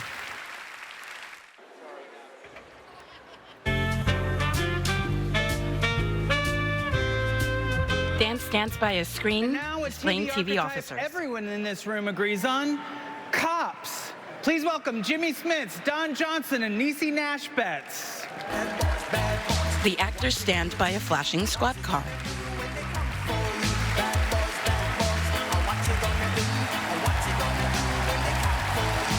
Niecy wears a dress with a plunging neckline and scarlet red with a silk. We are here tonight representing legendary cops that you've seen through the years on TV. Each of us has played a very different type of character on shows about law enforcement. My character on NYPD Blue, Bobby Simone, was a strong, sensitive, street-smart type, not worthy, who had to rein in his very eccentric partner. My character was Raynisha Williams on Reno 911. She holds out her hands and nods. Raynisha brought two important things to being a cop: a marginal knowledge of the law and the belief that you can't fight crime if you ain't cute. And one of the cops I played, Sonny Crockett on Miami Vice. Yes. Don bows. Was the type who played by his own rules, which almost always conflicted with orders from his superiors. But in the end, though, his methods were effective, and he always brought the bad guy to justice. And I was there to witness Sonny Crockett in action for 1 page, 30 seconds of screen time. I was Crockett's partner, killed by a car bomb. Boom. Yeah, but you were spectacular in that 30 seconds. It got to NYPD Blue. Let me tell you something. I cried for a week. But Niecy, my character on NYPD Blue, he died too. Car bomb again? No, heart transplant, got infected. Boom. Okay, well, my characters always live. Hell, I'm black and I survived Dahmer. Come on. Come on. Now, let's get to the nominations for lead actor in a limited anthology series or movie. Matt Bomer, Fellow Travelers. Richard Gadd, Baby Reindeer. John Hamm, Fargo. Tom Hollander, Feud, Capote versus the Swans. Andrew Scott, Ripley. And the Emmy goes to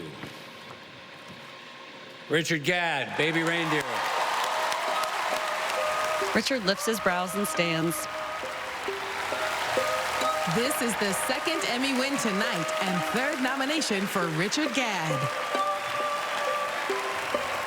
Richard makes his way back to the stage. He takes the statue from Niecy. Oh, you're all crazy, honestly. Thank you. Thank you so much. Honestly, I wasn't expecting this one at all, and I didn't prepare. I mean, this is not John Hamm. I'm your biggest fan, as I told you for ages last night, over and over again. But like, this is not, well done. Oh, thank you. And thank you to the directors, Veronica and Josephine, for bringing out the best in me. Thank you to Matthew. I forgot to thank you guys on the last round, so I'm so glad I get another chance to do it again. Thanks to all the people I mentioned previously as well. I'd like to thank my mum and dad, glaring omission from the previous one as well. You know, they're the best. We've had some trying times as a family, and they've been through there for me, a constant source of love and support. The thing I'm most grateful for is they never, ever told me what I needed to do with my life, and they never, ever told me who I needed to be. And I think that's the greatest gift a parent can give a child. They always said, follow your heart, and the rest will fall into place. And I think it's good advice. Follow your heart, and the rest will fall into place. Thank you. He lifts up the trophy, and the man with burgundy braids guides them off stage.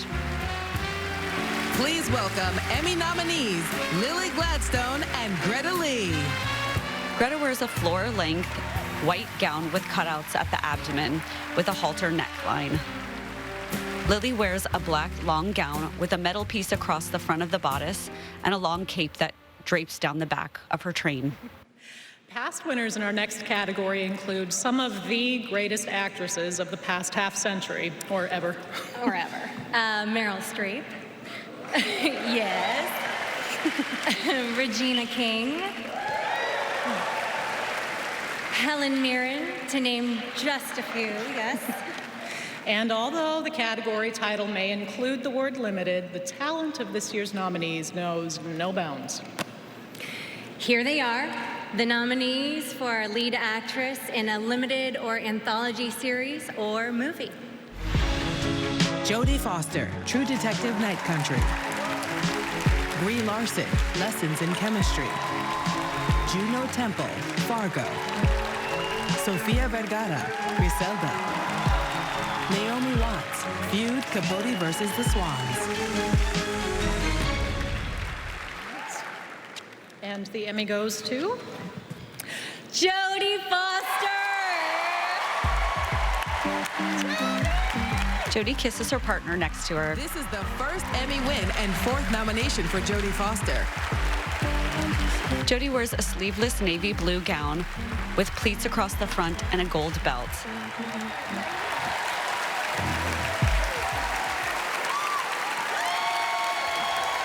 People in the audience stand. Well, this is an incredibly emotional moment for me because True Detective North Country was just a magical experience, and it all comes from the top. The beautiful, wonderful, talented, I love you so much, Issa Lopez, La Reina, who really dreamed up this crazy Liz Danvers for me, and our incredible, incredible Icelandic crew, Dagfrir, and our cast. Gosh, I love you guys all so much from everywhere in the world, but especially my champ, my partner in crime, Kaylee Reese. Thank you. Kaylee grins in the audience. And I know I can talk fast, man. I can talk fast. And mostly the indigenous people, the Inupiaq and Inuit people of Northern Alaska who they just told us their stories and they allowed us to listen. And that was just a blessing. It was love, love, love. And when you feel that, something amazing happens. It's deep and wonderful, and it's older than this place and this time. And that's just the message, which is love and work equals art. To my boys, Charlie and Kit, remember that. And love of my life, Alex Hedison, my wife. Thank you so much. Thank you. Cheers. Juno Temple applauds in the audience. Greta and Lily wrap their arms around Jodie and walk her off. Please welcome six-time Emmy winner, Jean Smart. Jean comes out on stage with her hair swept back.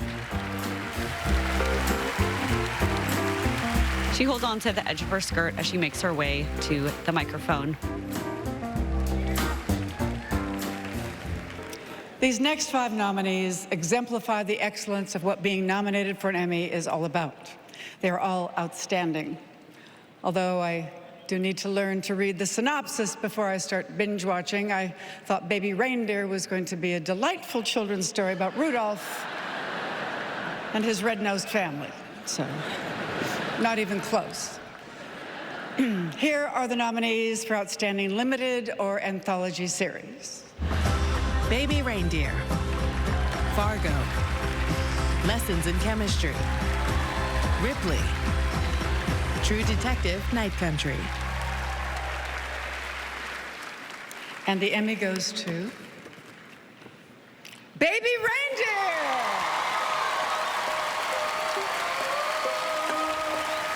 The cast and crew of Baby Reindeer stand Baby and start. Reindeer received 11 nominations this year, winning at the Creative Arts Emmys for casting and picture editing. Tonight, they take home 4 Emmys. Accepting on behalf of the team is Richard Gadd. Richard comes back out on stage. Jean hands him the award and he gives her a hug. Thank you so much. This is unbelievable. Let me introduce you to everyone. This is Clockwell Films. This is Matt, Ed, Petra, Wim. Wonderful directors, Veronica Josephine, wonderful casting director, Martin, Matthew, producer. Amazing cast. I can't believe I forgot to thank you guys. Look, you know, like I know the industry is in a slump right now, and I know that might force or put pressure on networks and stuff to tighten the purse strings and broaden the slate. But I do believe no slump was ever broken without a willingness to take risks. I think if Baby Reindeer has proved anything, it's that there's no set formula to this. That you don't need big stars, proven IP, long-running series, catch-all storytelling to have a hit.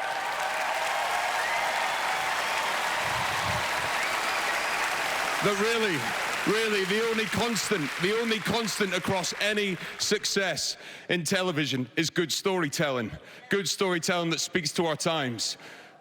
So take risks, push boundaries, explore the uncomfortable, dare to fail in order to achieve. Thank you so much for this award.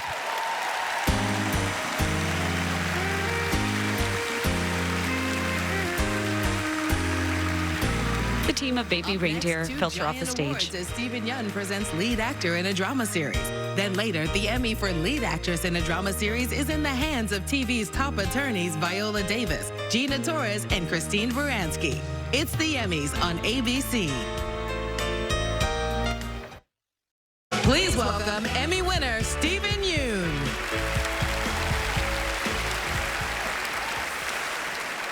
These 6 men delivered performances so captivating that they transported us, showcasing fluidity in the craft. Here are the nominees for lead actor in a drama series. Idris Elba, Hijack. Donald Glover, Mr. and Mrs. Smith. Walton Goggins, Fallout. Gary Oldman, Slow Horses. Hiroyuki Sanada, Shogun. Dominic West, The Crown. And the Emmy goes to Hiroyuki Sanada. Hiroyuki mouths wow. He stands with his team. This is the first Emmy win and nomination for Hiroyuki Sanada. Hiroyuki has long, dark hair pulled back in a ponytail. He wears a black satin suit with a black tie with gold accents. He wears dark framed glasses. He makes his way up to the stage and takes the award from Stephen, who pats him on the back. Oh my God. Thank you. Thank you so much. Oh my goodness. I'm beyond honored to be here with amazing nominees. And thank you for FX, Disney, and Hulu for believing in me. And thank you, my team, for always supporting me. And thank you for all the crew and cast of Shogun. I'm so proud of you. It was an East meets West dream project with respect. And Shogun taught me that when people work together, we can make miracle. We can create a better future together. Thank you so much. He holds up the award. From Perry Mason to Saul Goodman, Ben Matlock to Ally McBeal, some of our favorite characters over the years are television's lawyers. Whether prosecutor or defense attorney, criminal lawyer or civil litigator, their importance and impact on viewers cannot be overstated. Please welcome TV lawyers Gina Torres and Emmy winners Christine Baranski and Viola Davis. The women stand in a courtroom. It has been said that the doctor sees our human weakness, the minister sees our stupidity, and the lawyer sees our wickedness. Although, let me add this one caveat. In courtrooms and law offices like the ones we've seen from the early days of television up through today, lawyers have seen every combination of the human condition. And in their efforts, in so many ways, they try to better that human condition and uplift us. Ultimately, television lawyers remind us of 2 things. First, that the trifecta of weakness, stupidity, and wickedness will never go away. And second, that the cases and trials and clients that showcase that trifecta make for really entertaining television. And now, here are our nominees for lead actress in a drama series. Jennifer Aniston, The Morning Show. Carrie Coon, The Gilded Age. Maya Erskine, Mr. and Mrs. Smith. Anna Sawai, Shogun. Imelda Staunton, The Crown. Reese Witherspoon, The Morning Show. And the Emmy goes to Anna Sawai Shogun! Anna holds back tears as she stands. This is the first Emmy win and nomination for Anna Sawai. She wears a red strapless dress with a sweetheart neckline. She has black hair pulled back in a low bun. There's a layer of ruffles down the thigh area of her dress. She cries as she makes her way to the stage. She wears diamond dangling earrings with rubies on the end. She greets the presenters and takes the award.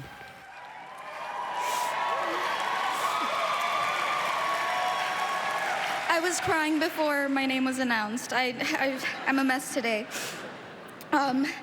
Thank you to the Academy for naming me alongside my fellow nominees whose work I grew up watching and love. Thank you to John Landgraf and the whole FX team for believing in our story. Thank you, Justin and Rachel, for believing in me and giving me this role of a lifetime. Thank you to every single one of the crew and cast, led by Hero. Hero's over there. He really has opened doors and continues to open doors for people like me. Thank you so much. Cosmo, you are the most honest and truthful and no BS actor I know, and you made me give my 120%. Lastly, thank you to my team, and thank you to my family. Mom, I love you. You are the reason I'm here. You showed me stoicism, and that's how I was able to portray Mariko. This is to all the women who expect nothing and continue to be an example for everyone. Thank you so much. She looks around. After the break, Catherine O'Hara presents the award for Outstanding Comedy Series, and the cast of The West Wing crowns this year's Outstanding Drama Series. It's the Emmys on ABC. An Oval Office set appears with the Emmy logo on the floor. The screen at the back of the stage displays clips from the West Wing title sequence. The screen lifts to reveal actors on the set of the Oval Office. They gather around a desk. From the cast of Warner Brothers' 26-time Emmy-winning series, The West Wing, please welcome Martin Sheen, Dulé Hill, Janelle Maloney, Richard Schiff, and Allison Janney. The actors walk away from the set, down towards the front of the stage where the microphone is.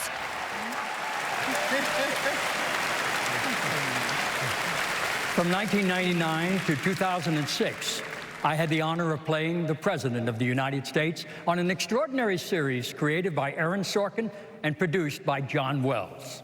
The name of that series, The West Wing. And we all had the honor serving your administration.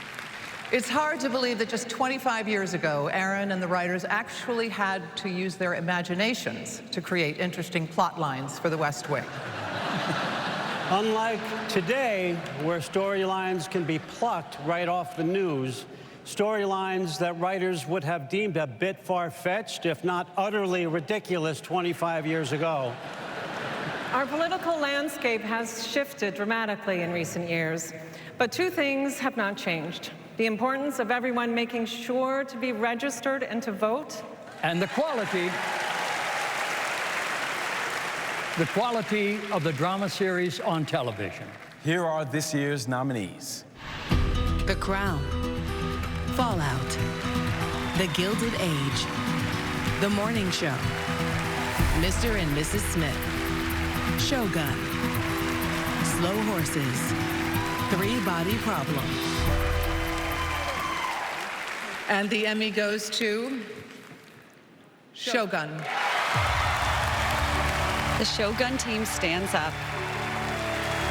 Hero gestures to part of his team. Shogun has received 25 nominations. Shogun won a record-breaking 14 Emmys at the Creative Arts Ceremony, winning another 4 tonight. The show holds this year's top spot with the most Emmy nominations. A group of 4 men link their arms around each other's shoulders and make their way to the stage. Other people from the team follow.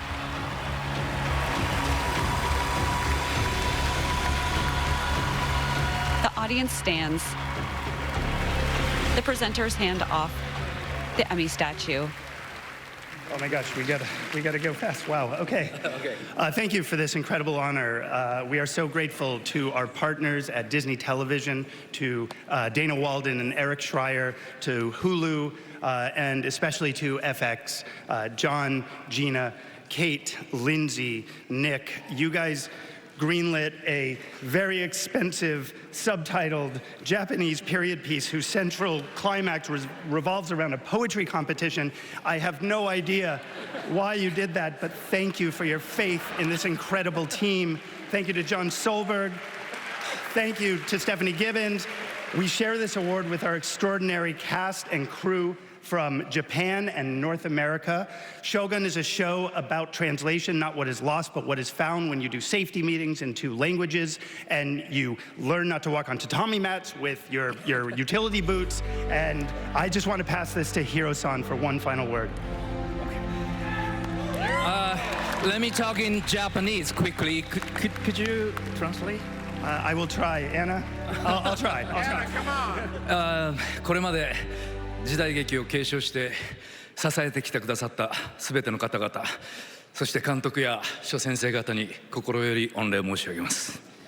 We would like to express our deepest gratitude to all the crew, directors, and masters who have inherited and supported our samurai period dramas up until now.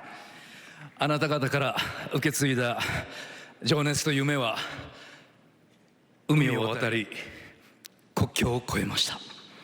The passion and dreams that we have inherited from you have crossed oceans and borders.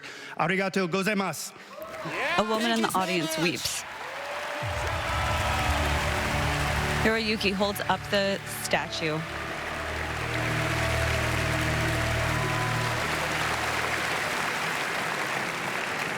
Oh my gosh, it's my TV sister, Annie Murphy. Annie stands between Eugene and Dan. What's up, Annie? Well, they said the shining star of Schitt's Creek was going to present the final award of the night. So. Well, there's been a little confusion here, Annie. I know, and that's fine. You can stay on stage, but just kind of swoosh back a little bit. She pushes them back slightly. So, Annie, we're actually here to present that person, which isn't me. You. Which it's isn't me. No, Which is not me. No. That I knew. Of course. So please welcome our favorite TV mom, Catherine O'Hara. Catherine walks out wearing a floor-length long-sleeve dress with rhinestone webbing. She has blonde, shoulder-length hair in a bob.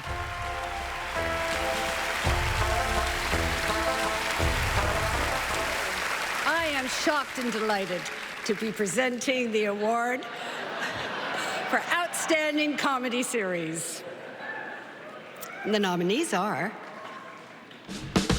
Abbott Elementary, The Bear, Curb Your Enthusiasm, Hacks, Only Murders in the Building, Palm Royale, Reservation Dogs, What We Do in the Shadows. And the Emmy goes to... No, must we really choose just one winner? You know, when all the nominees have done such... She tears the envelope up. Wonderful, hilarious work. Must we? Yes, apparently we must. She pulls another envelope from behind her back. The award goes to... The Emmy goes to... Hacks. The team brings their hands to their mouth and stands.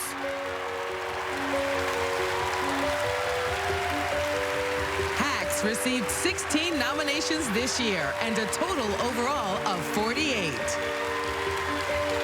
Quinta applauds nearby. Jean kisses the head of one of the writers. She ushers the rest of the team past her as they make their way to the stage.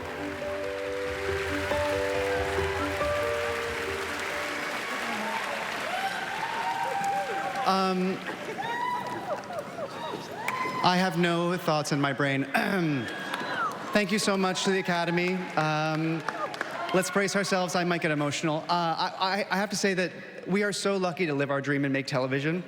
And we couldn't do it without our Hacks family. All of our writers, all of our cast, all of our crew who make our dreams come true literally. I mean, look at the camera operators tonight who are doing such incredible work making this show happen. Thank you to the crew. Thank you. You know, when we pitched this show about two women, one of whom was over 60, we did not know if we would sell it. And we really have to thank Casey Bloys and Sarah Aubrey and Susanna Makos and Perlina Bakwe and Aaron Underhill at Universal, everyone who's helped us make this show. You know, there are about 20% of our population is over 60 plus, and there are only 3% of those characters on television. And I would like to see more of them because while I'm a great young supporting actor, I really want to be a good old lead. Thank you so much. I mean, comedy is so important, obviously, to us, but we really feel like it can bridge divides. When you laugh with someone, you have something in common with them. So please support comedy. It speaks truth to power. It really does. So support your local comedian. And we have to go because we start shooting the next season in 5 days. So thank you and good night. Jean Smart and Hannah Einbinder embrace on stage. Good night, everybody. Thank you. Have a nice night, everybody. Good night, honey. Credits. Audio description by Descriptive Video Works. I'm Erin Morosky. And I'm Nefertiti Matos Olivares. Thanks for joining us. Good night. Lights flash above the stage. The audience rises and starts to make their way to the aisles.